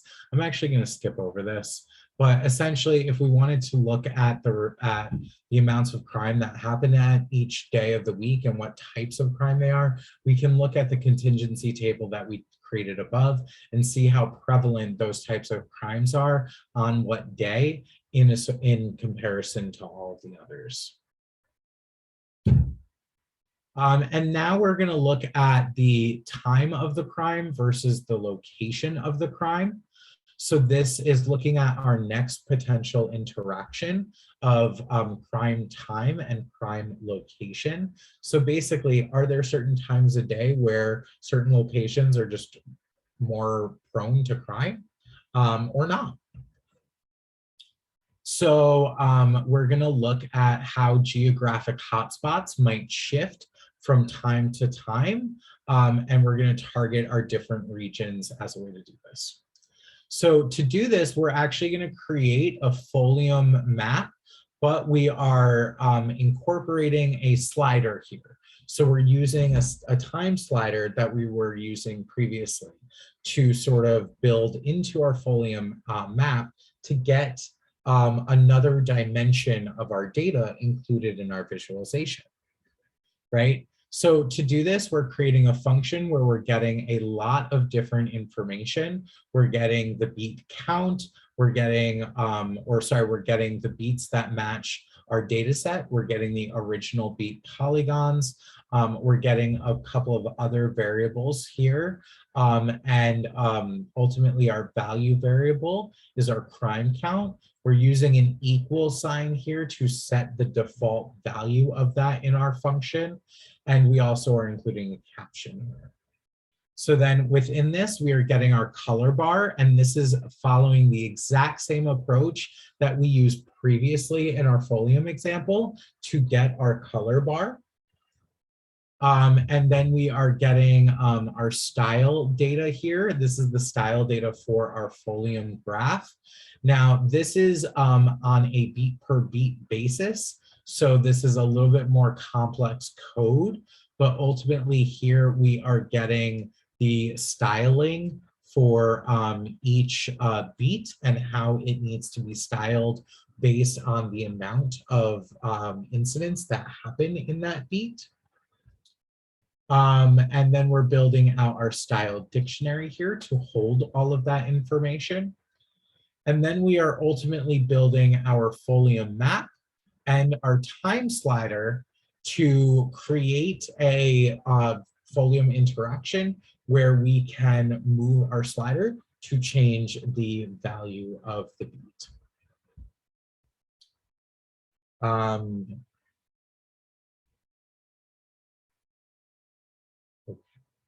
I see a question here where this session should be longer. I defer to Oscar and the other powers that be on this session to let me know if I should take an extra 10 or 15 minutes on this.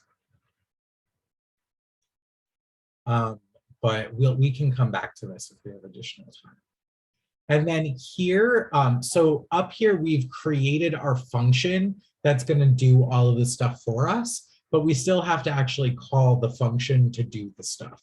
So this is setting up all of the stuff that we're going to do. But down here in this code, this is where we're actually doing the stuff. So here we are getting the number of the incidents that occur in each beat per month. So we're grouping by beat number and month and getting the count of those IDs. Again, the reset index here is just to make a nicer data frame. Then we are creating a data frame of our months and the days in each month. Now, this is a data frame that we're going to use to sort of normalize our data set, right? We talked about normalizing it before for day and month. So we're going to have to include that as well here. And then what we're getting is, then what we're doing here is we're taking our beat CN month data frame, so the count of incidents per month, and we are merging that with our normalization data frame, right? And we're merging these together, okay? So now we're getting a more robust data frame there. And then we are creating our ultimate crime count column by dividing the crime count by the number of days. So we are just creating a normalized crime count column here. That's it, right? Just creating a normalized crime count. And then once we have that, we are passing that data to the function that we created. This beat original is our boundaries of our beats, right? So we're just passing the polygons of our map. Then here we are passing the sort of index of the lists or the range of our slider here. So that's what's being passed here. This is our range. So our slider is going to have 13 values in it. And then we have the value in which we're operating off of, which is the month. Then we have our normalized data here. And then we have the caption that's being added. So it's a lot happening. This is a very advanced code. So don't feel overwhelmed, don't feel freaked out. It is just complex code. So the code that's happening up here, where this defined folium, we're just creating a function to create our folium slider. This is just a function to create our visualization. Down here, in this cell block, we are doing some data manipulation to get our data values. Then we are normalizing it using this merge and this division thing here. And then we're calling the function that we created above and just passing a whole bunch of stuff to it. Okay? So when we do that, we get our visualization. I have to zoom back into Chicago here. But we have our visualization of Chicago and all the different beats, right? So all of our different polygons, and we have the amounts for those different beats. And as we slide through each of our values, we get updated events here. Now, the reason why this says 1969, that's a fluke in how pandas read states. And I bet you we can identify that problem in our slider.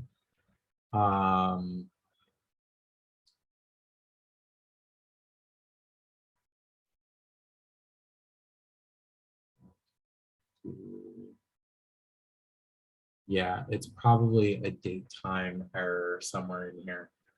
But like that can be easily changed.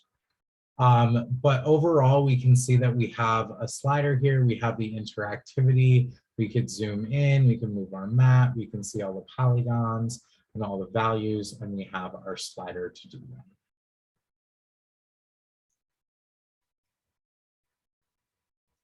So I'm gonna go over this. So from the plot above, what patterns do you observe over time in downtown Chicago, as well as the as well as the west and south sides of Chicago? And based on this, how can we refine our strategies? So let's look at our regions and see how they change over time. Where's my slider?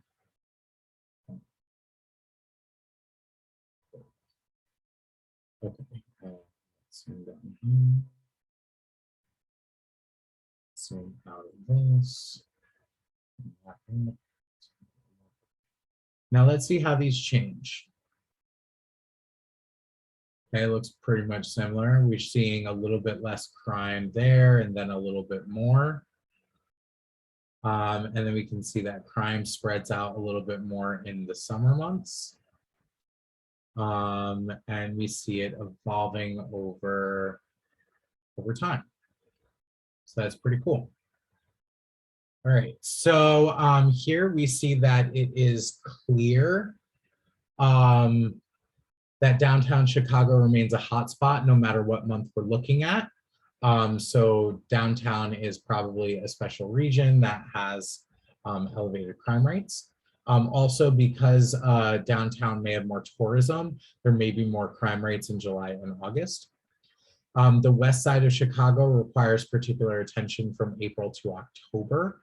And one beat in this area is crime prone year round.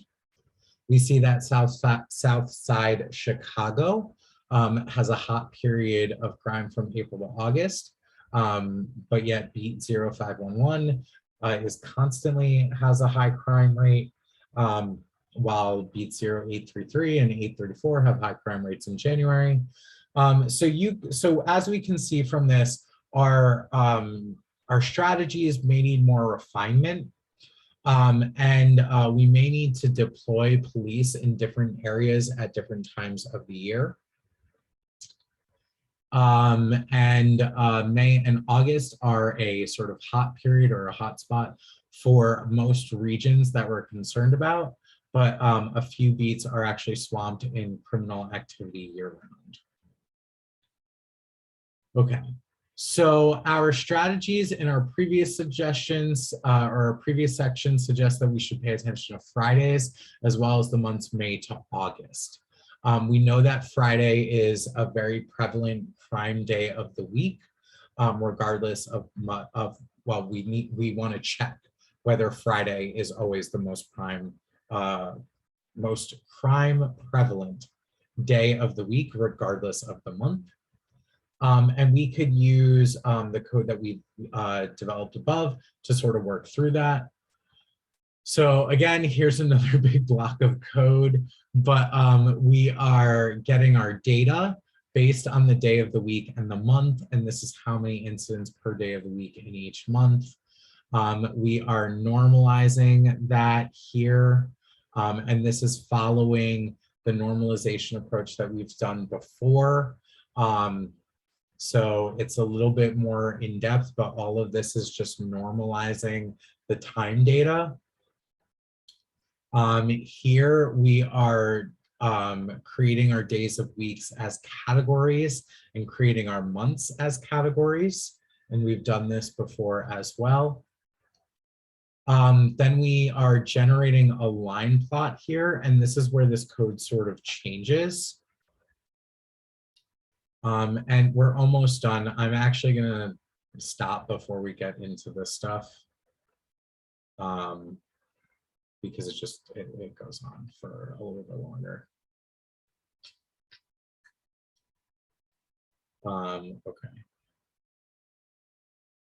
So here we're generating a line plot, and we're using the day of the week and our normalized data. And we're updating our legend here, updating the Y label, updating the title. So this is just stylistic stuff. And then we're creating a plot for each month here just to label it. So we ultimately get this sort of visualization, which gives us the change in incidence per month for each day of the week.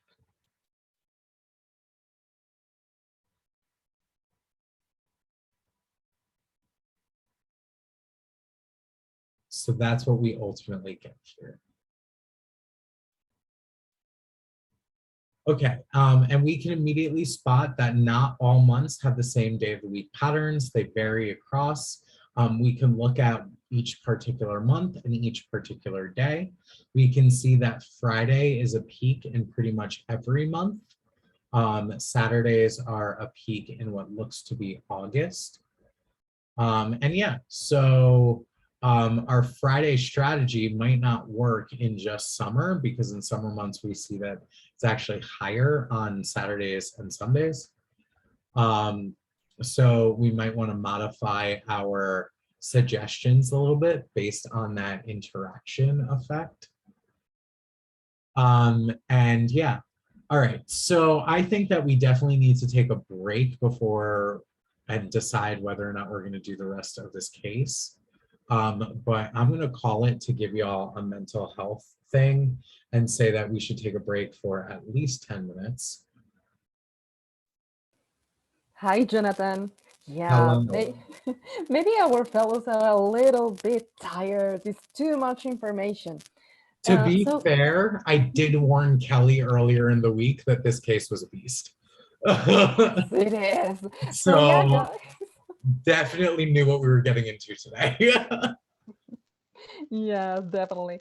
So, yes, guys, let's go to a little break so you can have a glass of water and just like breathe a little bit, okay? So, I guess 10 minutes is okay. And we also gonna continue after that. And we have a very interesting session today is data strategy. And we will be talking about that a little bit more when we are back. 10 minutes. All right, 10 minutes. Let's get back into this then. All right, so rather than doing these activities, I'm just gonna walk through them so that way y'all get a feel of the code, and you can look more in depth on them when you have more time. So, okay, so the last leg of this case is looking at crimes by severity. So far we've based our analyses on our total crime rate, but we haven't considered the fact that not all crimes are equally harmful. So for example, a homicide case would severely affect a neighborhood even after several years and may even affect business development in that area. Whereas a case of theft or of petty theft may not be as destructive and may be dismissed after a shorter period of time. So we can look at different outcomes and emphasize sort of different crimes versus others. Now, to do this, we're going to use the IUCR score, which is a reporting code that partially measures the damage of an incident to the general well-being of the public. So we're going to use this code to define new types of outcomes, which roughly measures the accumulated damage of crimes rather than just the rate of crime. So first, what we're going to do is we're just going to get a look at what these scores are. So we're going to go into our data frame and pull the IUCR column and get ahead of that to see the sampling of the codes that are in there. So we see that some are 3-digit codes, some are 4-digit codes, and some have 4-digit codes with a letter attached.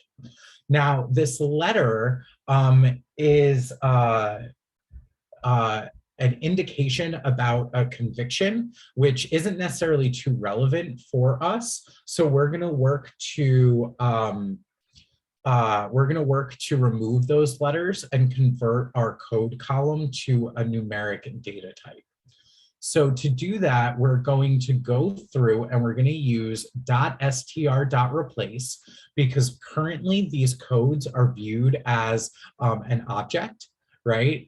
So they're viewed as an object or a string, so we can replace those values. So we're going to go through and replace any A's with nothing, right? And that's why it's just these quotations here, because it's absolutely nothing. There's no space there, there's nothing, it's just empty. Right? So we're going to remove these letters. So we go through and here we are removing the letters using individual .replace commands. We could do this differently by iterating through a list of these letters and modifying it a little bit, but this is just how this code is written. So it's replacing each one of those at a time. And then at the bottom here, we're changing the type of the data column to be integer. So we are replacing these things using integer. Now, someone in the comments said, why not regex? This is sort of using regex. The regular expression that we're addressing is the letter within each code, and we are replacing it with this blank, right? Regex is just used to show a pattern within a string. And this is using a pattern, but it just happens to be a letter in this case. And then this last line of code is taking that data set that we just created and creating a histogram from it. So we are creating this histogram to show the prevalence of our different codes in our data set. Now, granted, this is not the best visualization because we change our codes to integer. So it's showing codes on a scale here rather than showing individual discrete classes for each code. But it gives us a feel for how the distribution of numeric codes are being shown in our data set. And we can see that most of our codes have lower or most of our incidents have lower codes. And then here we're using the .describe function, and this is giving us a description of the numerical values in that IUCR column.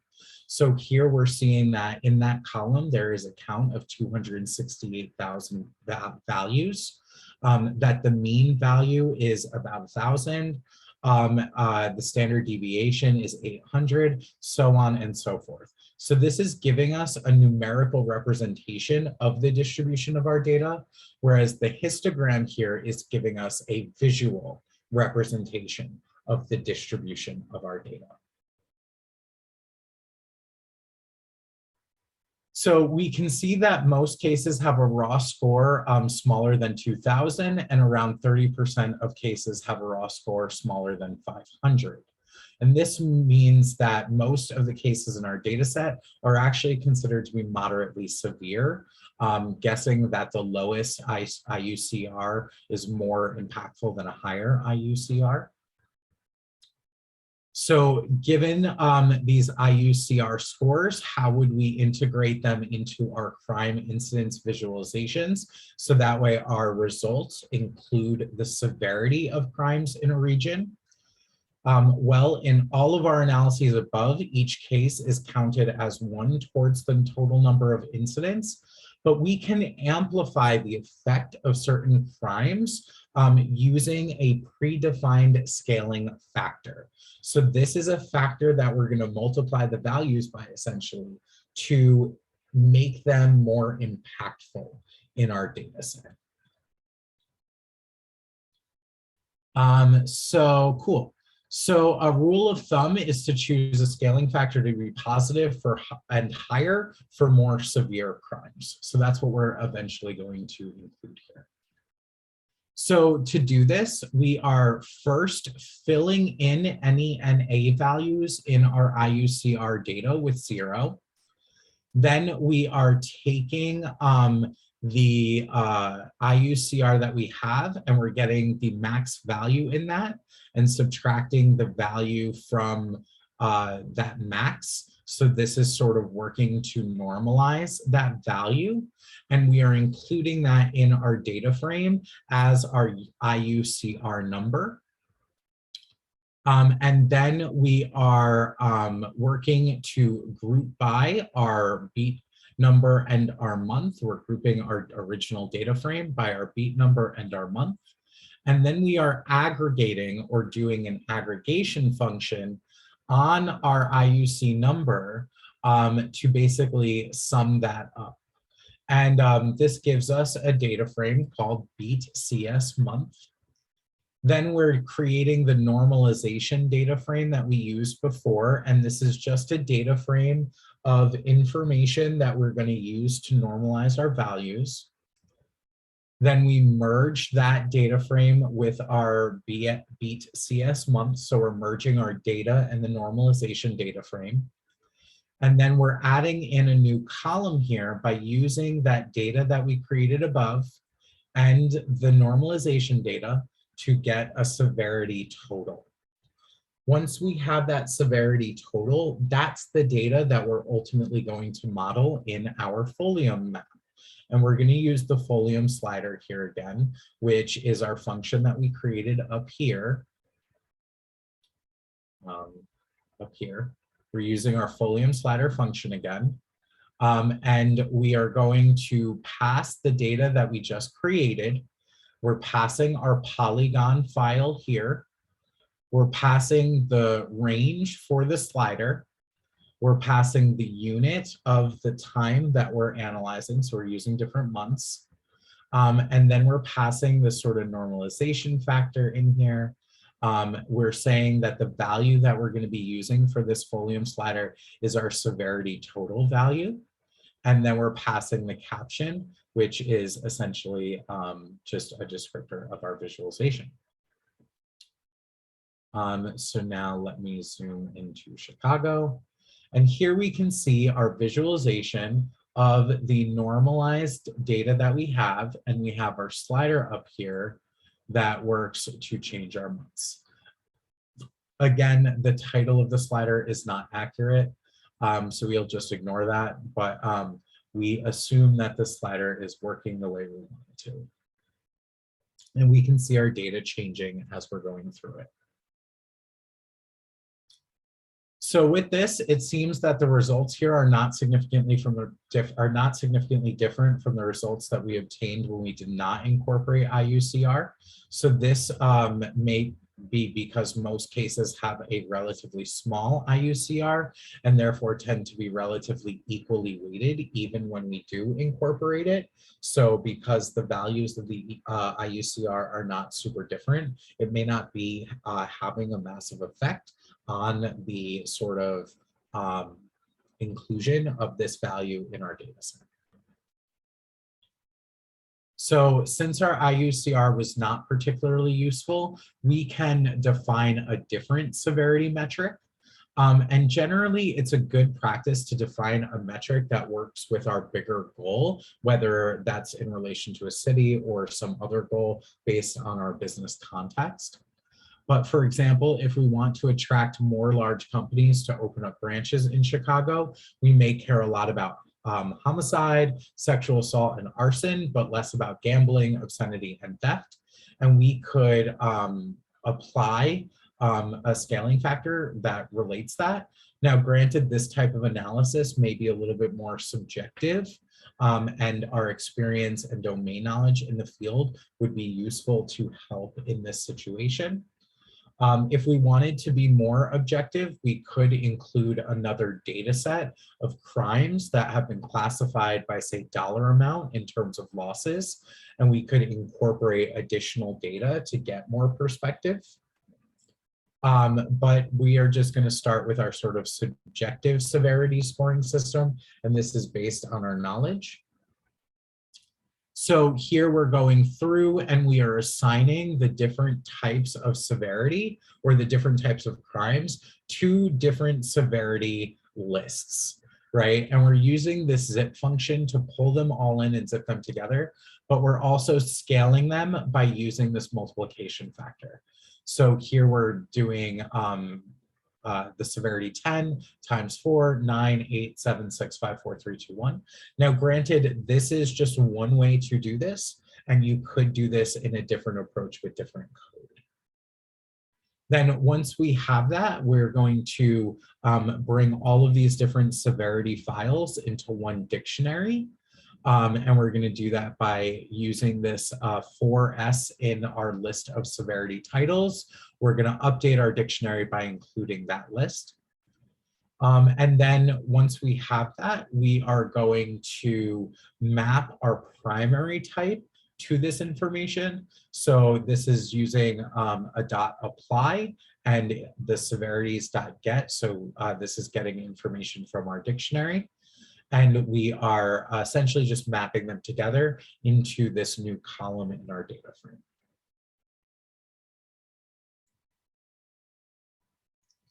So the weighting scheme here is suitable for visualizing the average per case severity, but not necessarily for total severity.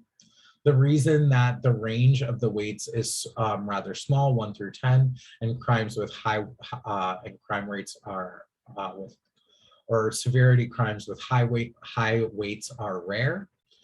As a result, the weighted sum given by this weighting scheme is similar to our unweighted sum, and visualizing the weighted sum does not really provide additional information. The average per case severity, on the other hand, bounded between 1 and 10. So a small change in that bounded range will lead to a more apparent change in our scaling factor. So this is just some background information on our scaling factor. And then here we are finally doing our last visualization. Again, we are grouping by our beat number and month, and we are adding in our severity aggregation here to sort of add that into the number of or incidences of crime. We're bringing in our normalization data frame again. We are then normalizing our data using this merge and these division factors. And then we are finally creating our last folium slider, again, passing the information that we need for our function. And let me run these. So we're going to run that. And then we're going to run this. And hopefully this doesn't give me an error. There we go. And now we can see in this folium slider that the polygon colors are much different compared to what we've previously seen. So now we can see the impact of our weighting scaling factor here on the actual visualization representation. And as we go through, we can modify our folium to see how this changes. And we get a more in-depth picture. So this map essentially shows the violent parts of Chicago. It's ignoring theft and putting more emphasis on more violent crimes. And under this prioritization scheme, we see that downtown Chicago is no longer the worst region, but rather the worst region has become South Side Chicago. And the safe, quote unquote, North Side is now dotted with some rather violent beats. Okay, so overall, we have explored crime patterns. We have gotten a feel of univariate sort of analyses, interaction analyses, normalized analyses, and scaled analyses or weighted analyses. So we have gone through a lot of different parts of this case to get some insights into our recommendations for the Chicago Police records. So based on our single variable analyses, we propose that the police department should put extra forces to work on Fridays between May and August and pay more attention to theft, battery, assault, and criminal damage, and deploy more forces in downtown Chicago and West and South Side Chicago. We conducted more more in-depth analysis for 3 pairs of variables and found that our univariate strategies are a little bit too rigid and don't necessarily take into account our interaction effects. Once we did that, we found that Friday is a weekly hotspot outside of summertime, but during summertime, either Saturday becomes the hotspot or there were no hotspots present at all. We also found that the time windows of high criminal activity for the geographic hotspots are not the same. Downtown has a high rate throughout the year, whereas crimes in the other 2 regions accumulated mostly between April and August. And we found that theft is the most common in all kinds of locations, whereas other crimes tend to cluster in a very few number of locations. And then in our final part of our analysis, we looked at how we can customize the weights of different crimes that we're optimizing for. We considered a custom severity score that highlights extremely violent cases and found out that many regions in Chicago have an overall low crime rate to those severe incidences. We also found that downtown Chicago did not harbor violent crimes despite its high overall crime rate. And this indicates that if eliminating high violent crime is our priority, then our previously just mentioned strategies should probably be changed. And the emphasis should maybe be on the north side of Chicago. And moving forward, there are many more things that we can do with this data set. We can explore pairwise interaction effects. We can conduct more statistical analyses. We can check to see if our proposed strategies would be useful if they're implemented. And we could even do more advanced statistical modeling. So this has been a pretty in-depth case, and hopefully we have gotten a lot of good takeaways. And that's pretty much the end. So I'm gonna stop there, and I can answer the last few questions if we have time. If not, I can pass it over. So, hey, Jonathan, thank you very much. That was a great session. We know it was a little bit too much, too much information, but we're going to continue then. I know maybe you have like many questions. Remember to use also our live chat and extra help and things like that, guys, if you need a little bit more to clarify. So thank you again, Jonathan. And well, our next session is a little bit different than the others that we have had before. So here in this session, you're going to put into work your analytical skills. You will quickly brainstorm ideas to come up with a high-level plan, but okay, this time there will be no coding or no actual data analysis because we just want you to train the logical skills that are needed in the data science field. So that's why we are going to our data strategy session number 1. So Jonathan, thank you very much again. Was awesome. I know it was like also like a lot of work for you. So thank you very much. No worries. Thank you for having me. And one last word of wisdom. I know this case is intimidating, but it is just intimidating because the code is complex. If you break down each line of code, it's actually doing relatively simple stuff, just doing some data manipulation, some data normalization and plotting. And it just looks intimidating because it's the first time you've seen it. When you break it down and you break down each element and each piece, this case is actually super useful because there's so many different types of information in it that I really do hope that you take the time to just go through it and give yourself the space to learn the new concepts. Like, yes, it's hard at first, but you got this. Nothing is out of the realm of achievement for y'all. All right, so take it and you got it. That's right, Jonathan. So there you go, guys. Remember, in a big problem, you just break down into little pieces. All right, farewell, y'all. I'm hopping off. Good luck on the data session. Thank you very much. Have a great night. So we're going to continue with our data strategies. So see you there.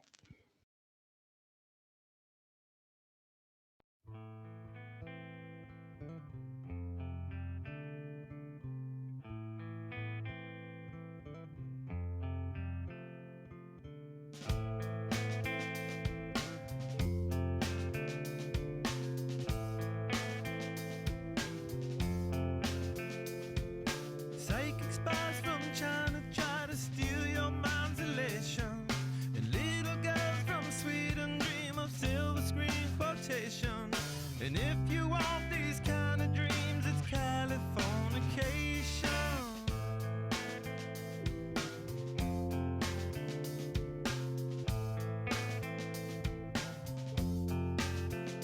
It's the edge of the world in all of Western civilization. The sun may rise in the east, at least it's settled in a final location. It's understood that Hollywood sells Californication.